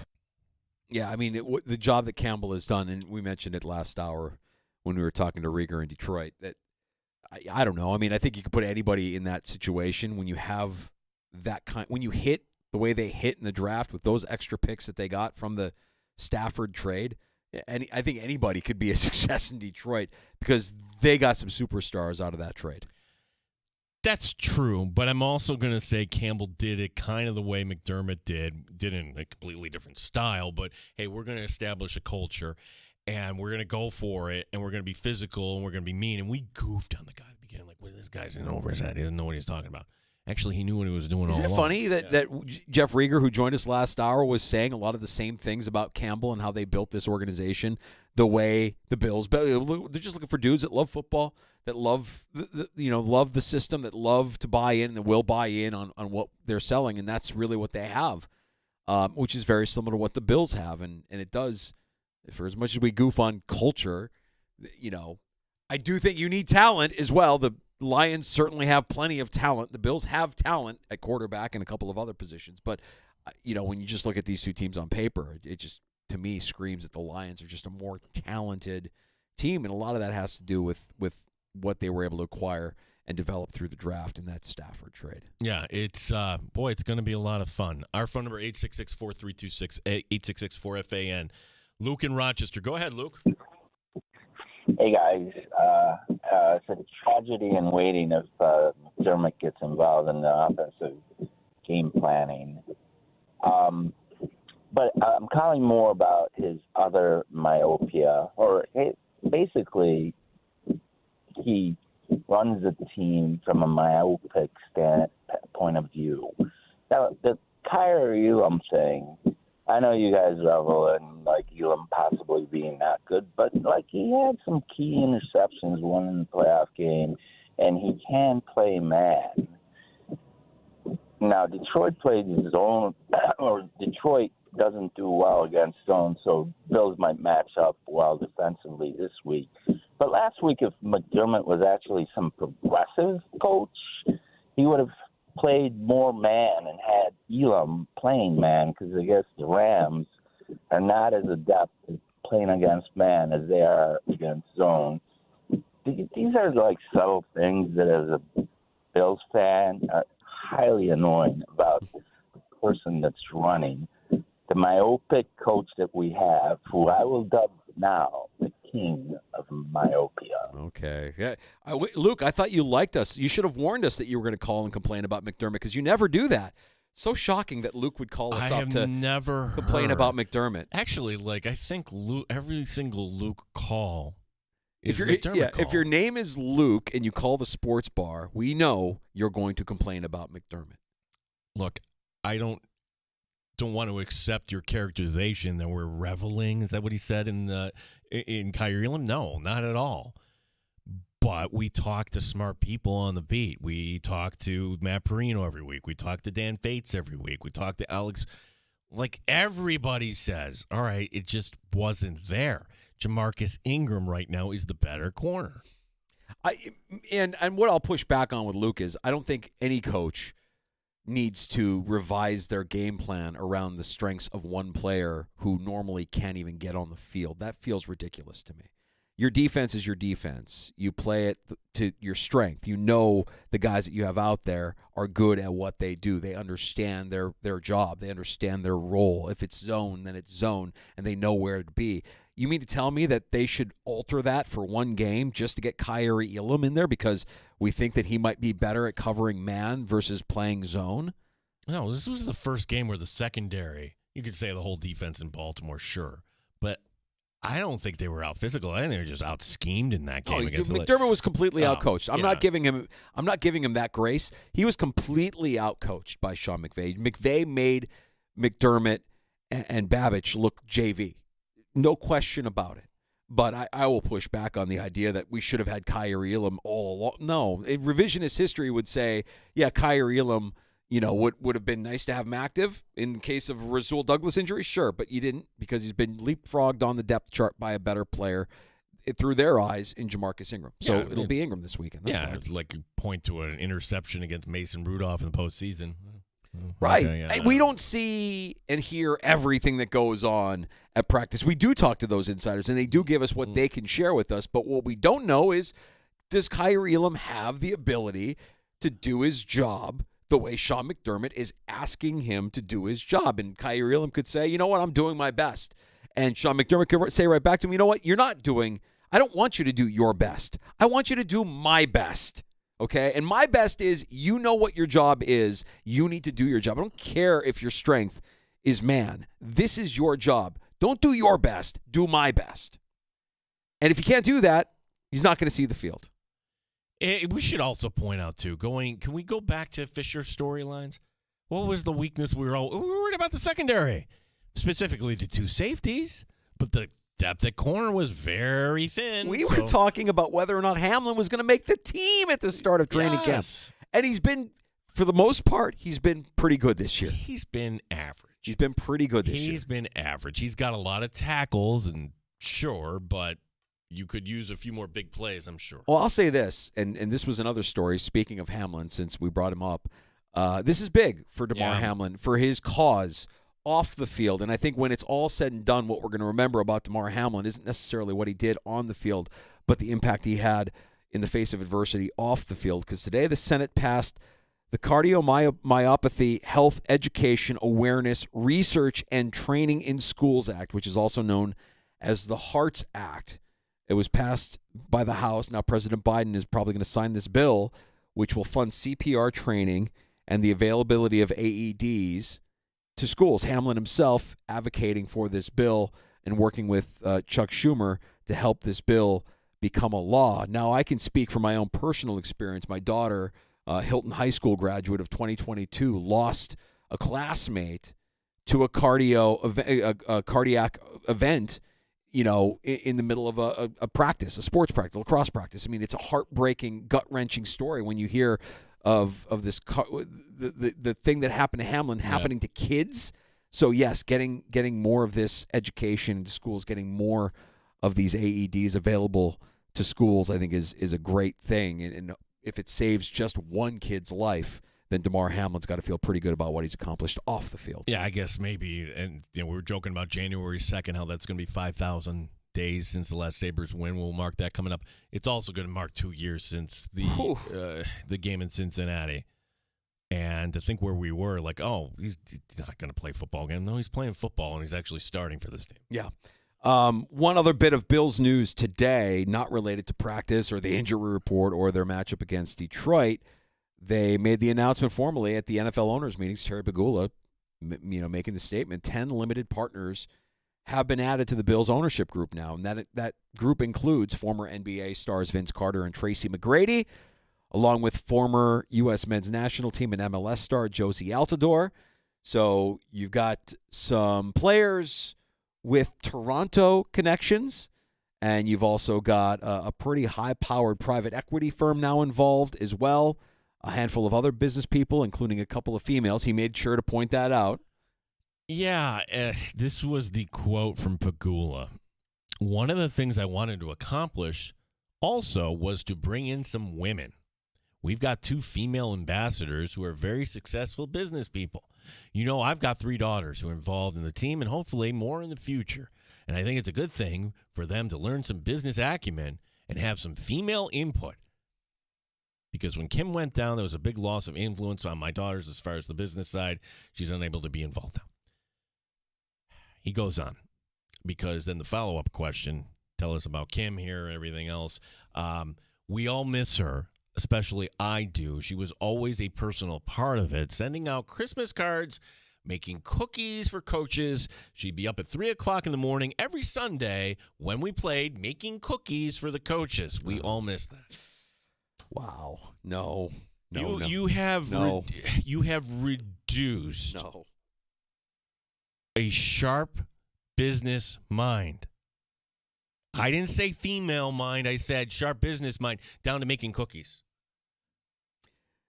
Maybe it's a blessing that we don't hear from Terry Pegula as often as other NFL or other owners in general. Like, maybe it's good that we don't have a microphone in front of him from time to time.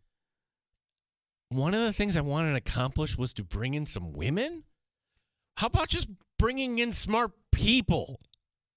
That's it. We're bringing in smart people. I can relate to the struggles that the Pegula family is going through with the health issues of Kim Pegula. My mother suffered a brain injury, a brain aneurysm when I was younger.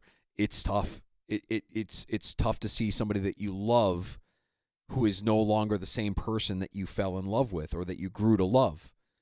They're different. It's a struggle. It's a challenge. And you hope that you can enjoy whatever time you have left with that person. So I sympathize. But to what you're saying, Gino, Kim Pegula was running things. She was running things. And we're focusing on. We're going to talk making, about how we miss her making cookies? Sending out Christmas cards? Like she was the happy homemaker. I'm sorry, man. It's a blessing that we don't hear from Terry Pegula as often as other owners get to speak to the media. It's probably good. It's probably good that we don't hear from him. Let's just leave it at that. You hired you got a lot of money from a lot of smart people. A couple of them happen to be female. Not that any of that should matter in 2024/2025. And if you want them to be an influence on your kids, fine. I don't know that you need to publicly say, because Kim is no longer making cookies, we all miss that, and we hope that they can have influence on our daughters who we want to be more involved in things down the road. What difference does it make? If they're influenced by a man or a woman, anybody that they can learn from who's smart in business, who has experience in running things, because the mom is there, can be an influence, a positive influence. I think those comments are just so off the mark. It's cringy. It's just so off the mark. It's cringy. It's so off the mark. So there you go. But you've got now, if you're the Pagulas, you got this new influx of cash. It's found money by selling off a minority stake in the team. Whether you want to use that money to offset whatever PSLs you're behind on or the overages of the stadium, whatever the case may be, congratulations. You're doing what the rest of the NFL is going to continue to do as well, which you'll see every team doing this. It's just a quick infusion of cash. Well, we know the Nighthawks were for sale. Does this mean they're not for sale now? I mean, it's a drop in the bucket to what these investors paid in terms of getting in on the Bills' ownership. Yeah. It is interesting, too. It is historic, too, that you have the private equity firm being a part of this. That's the first time in NFL history. The Dolphins also actually did this today, too. Yeah, you're going to see a lot of NFL teams do it because it's a way to get, like I said, it's a quick infusion of cash, and it's low risk. You don't lose anything. You're a private equity firm. Name things that go up in value each year. Go. Right? Yeah. Absolutely. The other bit of NFL news that I thought was noteworthy is there will be, for the first time ever, a regular season game next season in Berlin. We talked about this, that the NFL announced there's going to be 8 games overseas, and that's the highest right now they can go, and they're going to do it, Danger. And Berlin, it was successful over there in Munich. Why not go to Berlin? Will the Buffalo Bills be one of these teams that are tapped? And I'm guessing, yes, the AFC next year gets the extra home game, and the Bills Stadium is not ready. This would be a good time to go overseas. You'll have at least 2 games in London. You've got a game in Madrid on tap for next year. And go ahead and add Berlin to the mix as well. We'll hear more announcements on the international program here for the NFL, I'm sure, in the coming months. And, of course, we'll learn more about the teams that are going to get tapped. And I'm with you. I think the Bills will be one of those teams to play in one of those international games, whether it's London, Madrid, or Berlin at this point, the destinations that we know of. Let's get to a round of shots next. Yeah, I guess we'll talk about the Sabres. Yes, word. I suppose we should do that.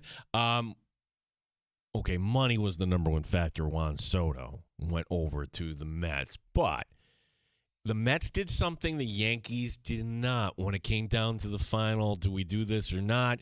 It's another reason why the scales tipped in favor of the Mets. We'll tell you about that. We will tell you about a little soccer talk here on a December afternoon. And also another celebration here in the Sports Bar. We went from Benny Mardones. Now we have another person we're going to wish happy birthday to. You just glossed over your birthday yesterday. Did you forget that yesterday was your birthday? I did Are you not. still responding to all the Facebook messages you got and all the goodwill that was received? Everyone, make sure on January 12th you reach out to Mike Danger and wish him a happy birthday. I'll give you his cell phone. You text him. He loves that stuff. Everybody that reaches out to me knows they can reach out to me. It doesn't mean I'm going to respond. Doesn't mean I don't appreciate it. It just means I'm not going to respond. We'll get to a round of shots next on The Fan.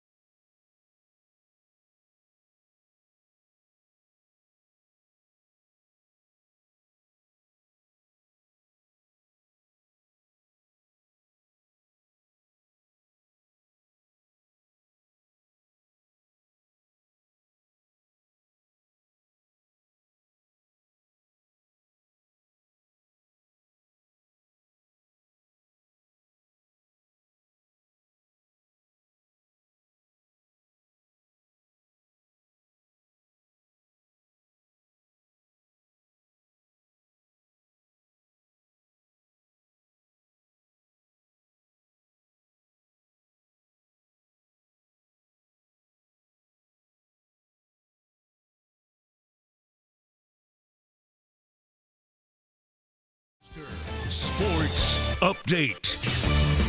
Sports Bar, it's a done deal. Ian Rappaport reporting former Patriots coach Bill Belichick will become the next head coach at the University of North Carolina. The deal is done.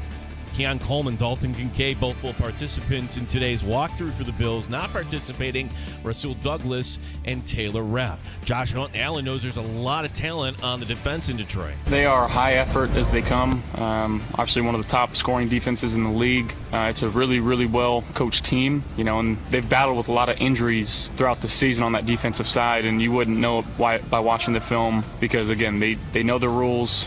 They attack each and every play, and we got to be ready for them. The Amerks play tonight against Laval. Coverage will begin at 7 here on the Sports Leader. Gene Battaglia, 95.7 FM and AM 950, The Fan, Rochester. Odyssey is your home for all the audio that matters to you. Download the Odyssey app today to listen to the Sports Leader, The Fan, Rochester. Got to flip the sign over. 0 days since our last incident of me forgetting to turn your microphone on for a sports update. Had a good streak going. Yeah, I mean, it was it at least 2 or 3 weeks. I didn't even notice. Damn plug, Cam. All right, so who wins the bet here? Yeah, this feels hollow. Yeah, we'll get to a round of shots here, but this is it feels like right now it could be a push. That I think some people in the peasantry would say that the bet is actually a push. I tend to believe that the bet was on him coaching an NFL team in 2024. I tend to think your bet was based on the premise that he'd be laying on the beach in Nantucket with a girlfriend, and why would I want to deal with anything coaching? Neither of us even entertained the possibility of him being a coach at the college ranks. It never came up.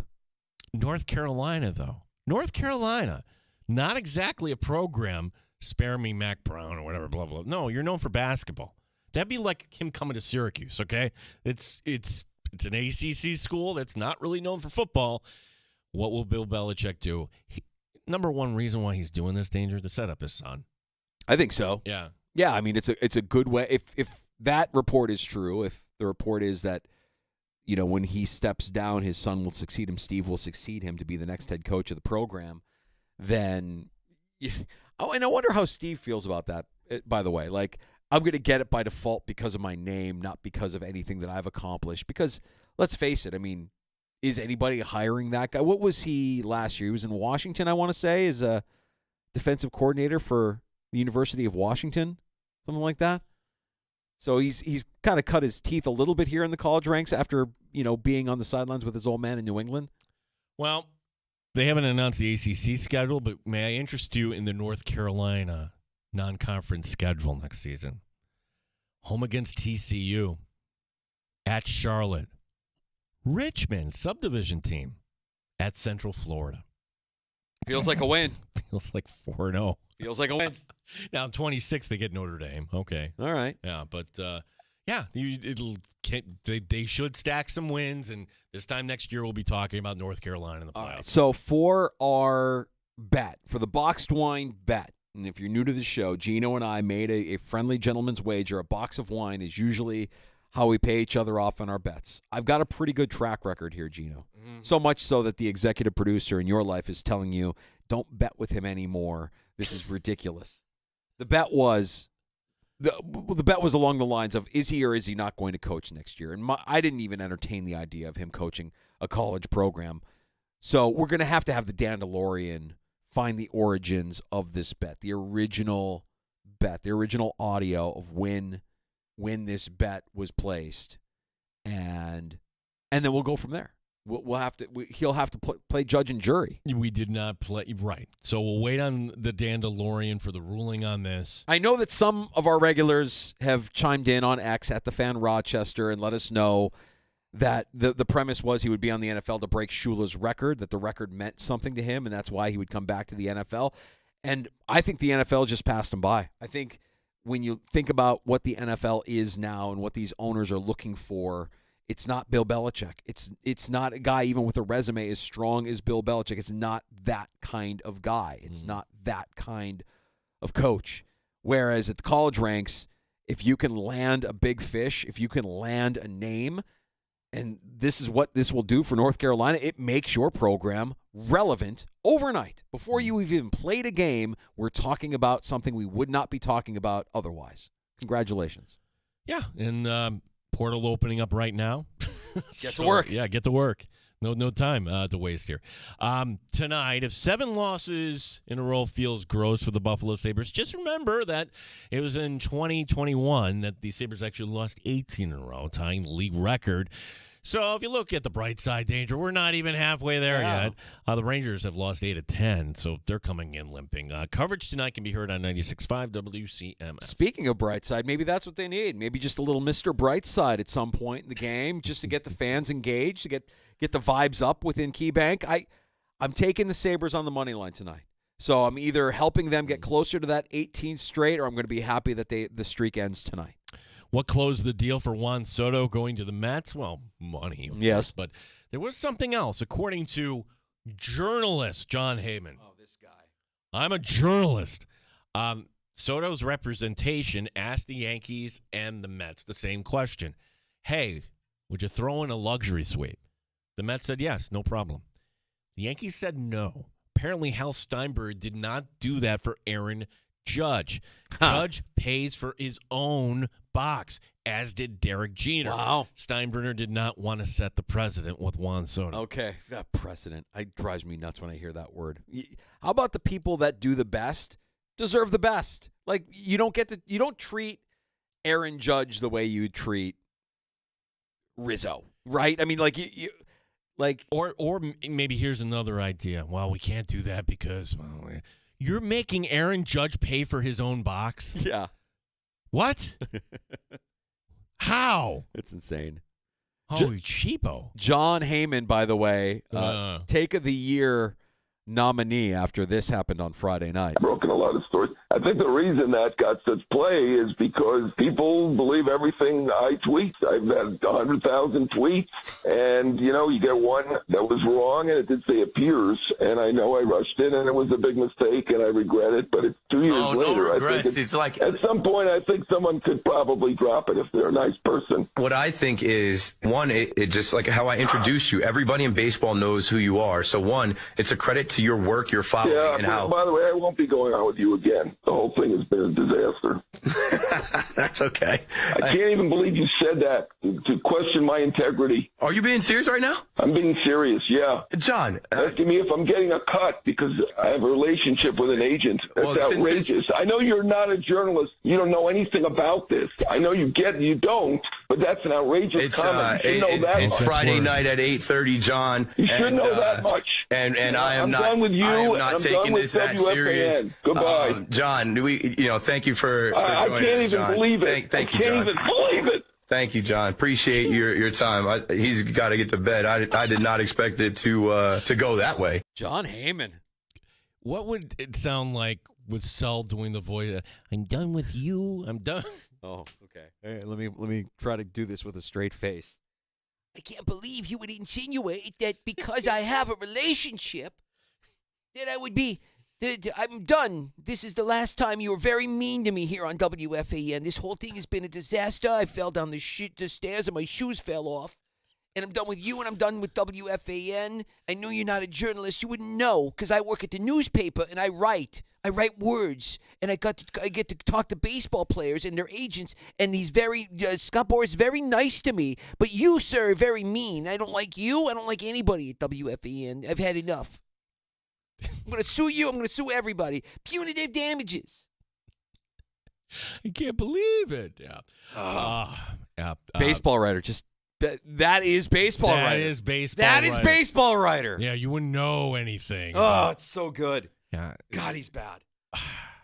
Here's another example of a politician doing what they can to get their name in the paper. This guy's getting roasted, by the way. Ohio State Representative Josh Williams has introduced the Ohio Sportsmanship Act. It passed. It would make it a felony if an opposing player planted a flag in the middle of Ohio Stadium, the Horseshoe. The worst. Such loser energy. There's a lot. Just win the game. Yeah. Right. It's just what loser energy out of the state of Ohio. That's ridiculous. And you're right. This is just a politician looking to get his name on a headline. Insane. There's only one bidder for the 2034 World Cup. That's Saudi Arabia today. Congratulations to Saudi Arabia. They're the host of the 2034 World Cup. So 10 years from now, just like it was a couple years ago for the World Cup when it was in Qatar, it's going to be later in the year, which means something still needs to be worked out between FIFA, the Premier League, and La Liga. 3 countries, Morocco, Portugal, and Spain, get it in 2030. Of course, we here in North America get the World Cup in 2026. Any interest in going? I have an interest in going. Oh, yeah. I want to experience this. I do too. And I know you say add it to the list. This is kind of a weird thing. The executive producer and I have really gotten into Ted Lasso. Oh, nice. It was 4 years ago. I know. No, you don't have to apologize for when it aired and when you're just getting around to it. Just getting around There's to too it much now. content, Gino. There's too much. You can't keep up with this. That's why I always say I will add it to the list because there's no chance I'm going to get to it. There's no chance. There's too much content. Something is going to grab my attention. I've heard it's great. Everybody tells me it's great. You would love it. I'm sure I would. I've added it to the list. I'll probably never get to it. Thank you for the recommendation. That's why I don't recommend things anymore. You're an adult. Figure it out. I'm not recommending anything. Someday when I eulogize you, Mike Danger didn't get to his list. Here's a list of shows. Make sure you get to your list before your day comes on this list. Yellowstone, Ozark, Ted Lasso, the Yacht Rock documentary. I've added it to the list. I've added it to the list. If anything, I would implore you, watch the Yacht Rock doc. There's so many. It's like you're Mr. Music over there. So many. I've added it to the list. Another day, another celebration here in the sports bar. We wish a happy 28th birthday today to the future First Lady of Buffalo, actress Haley Steinfeld. Steinfeld was in attendance Sunday in Los Angeles to watch her fiancé, Josh Allen, the couple posing for pictures after the game. Allen was actually wearing a Los Angeles Mad Drops t-shirt. I had to look this up. The Mad Drops being a pickleball team, which actually Allen owns a piece of, along with other partners Drew Brees and Jason Tatum. I didn't know that. Pickleball, emerging sport. Everybody's playing pickleball past the age of, 60? 55? I don't know. All right. So, yeah, happy birthday to Haley Steinfeld, the fiance of QB1. And they're a cute couple. He seems happy. Deion Dawkins was talking about how happy he is. He's in love. He's a different cat this season. Good. If she's a part of that, fantastic. Nothing but happiness for the engaged couple. Yeah. I'm sure that's part of it, and not having to deal with Diggs on a daily basis. Maybe. Yeah. Take a break and come back with last call next at 866-4326. If you want to have the final word, 585-866-4FAN is our number. You're listening to the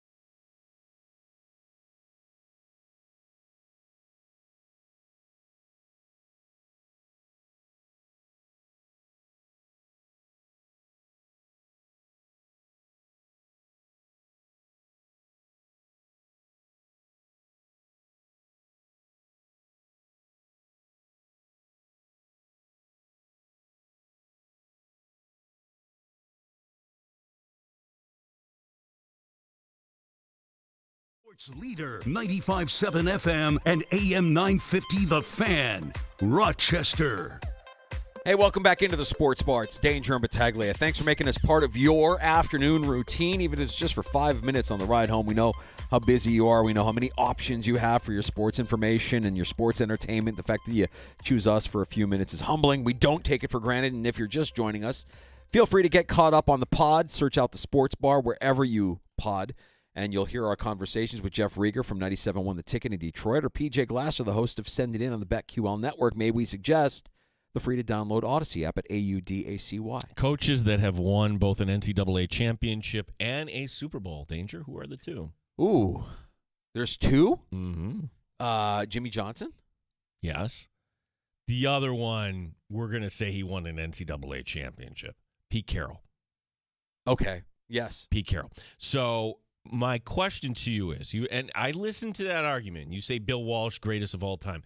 If Belichick in the second act wins a championship at North Carolina, doing it at a different level in a different place, does that change your opinion? It's funny how we don't mention Pete Carroll as like one of the greatest of all time, and he has that accomplishment on his resume. Well, and it's also he couldn't get an interview either. Let go by Seattle. I'm telling you, the NFL owners have a type, and it's not old, stuffy Bill Belichick or old, dusty Pete Carroll. It's young, good-looking off the cover of GQ, face of our franchise head coach who's not going to embarrass us with his words and who's going to do it for a less money, a minimal expense. If he wins at North Carolina, is he elevated? I can't get past the influence of Bill Walsh and what his coaching staffs gave birth to. And you can still trace that lineage to coaches that are on the field today. Young coaches like a Kyle Shanahan doesn't exist unless you have Bill Walsh first. Sean McVay doesn't exist unless Bill Walsh does it the way he does it first. So I still think that because of his legacy, the championships, and the coaching tree, the impeccable coaching tree that he has, I still put him above Belichick. That's my personal opinion. I know people will just point at the rings and say you're crazy. I don't want to discount what Belichick did, but he did it with the greatest quarterback of all time, and that one is without question in my eyes. Belichick officially going to UNC. I'm sure they'll talk about it on JR Sport Brief. JR Sport Brief is on the way next, and we'll get a verdict on the box wine bet tomorrow afternoon, along with our conversation with Dan Fates at 3:25 from Buffalo Plus and 13WM Sports, and Russell Brown to talk lines from Fantasy Pros and Betting Pros. Have a great night. Thanks for listening to The Fan Rochester. You're listening to the Sports Bar with Danger and Battaglia on 95.7 FM and AM 950, The Fan Rochester. Our Amerks are in action tonight at 7 on 95.7 FM and AM 950.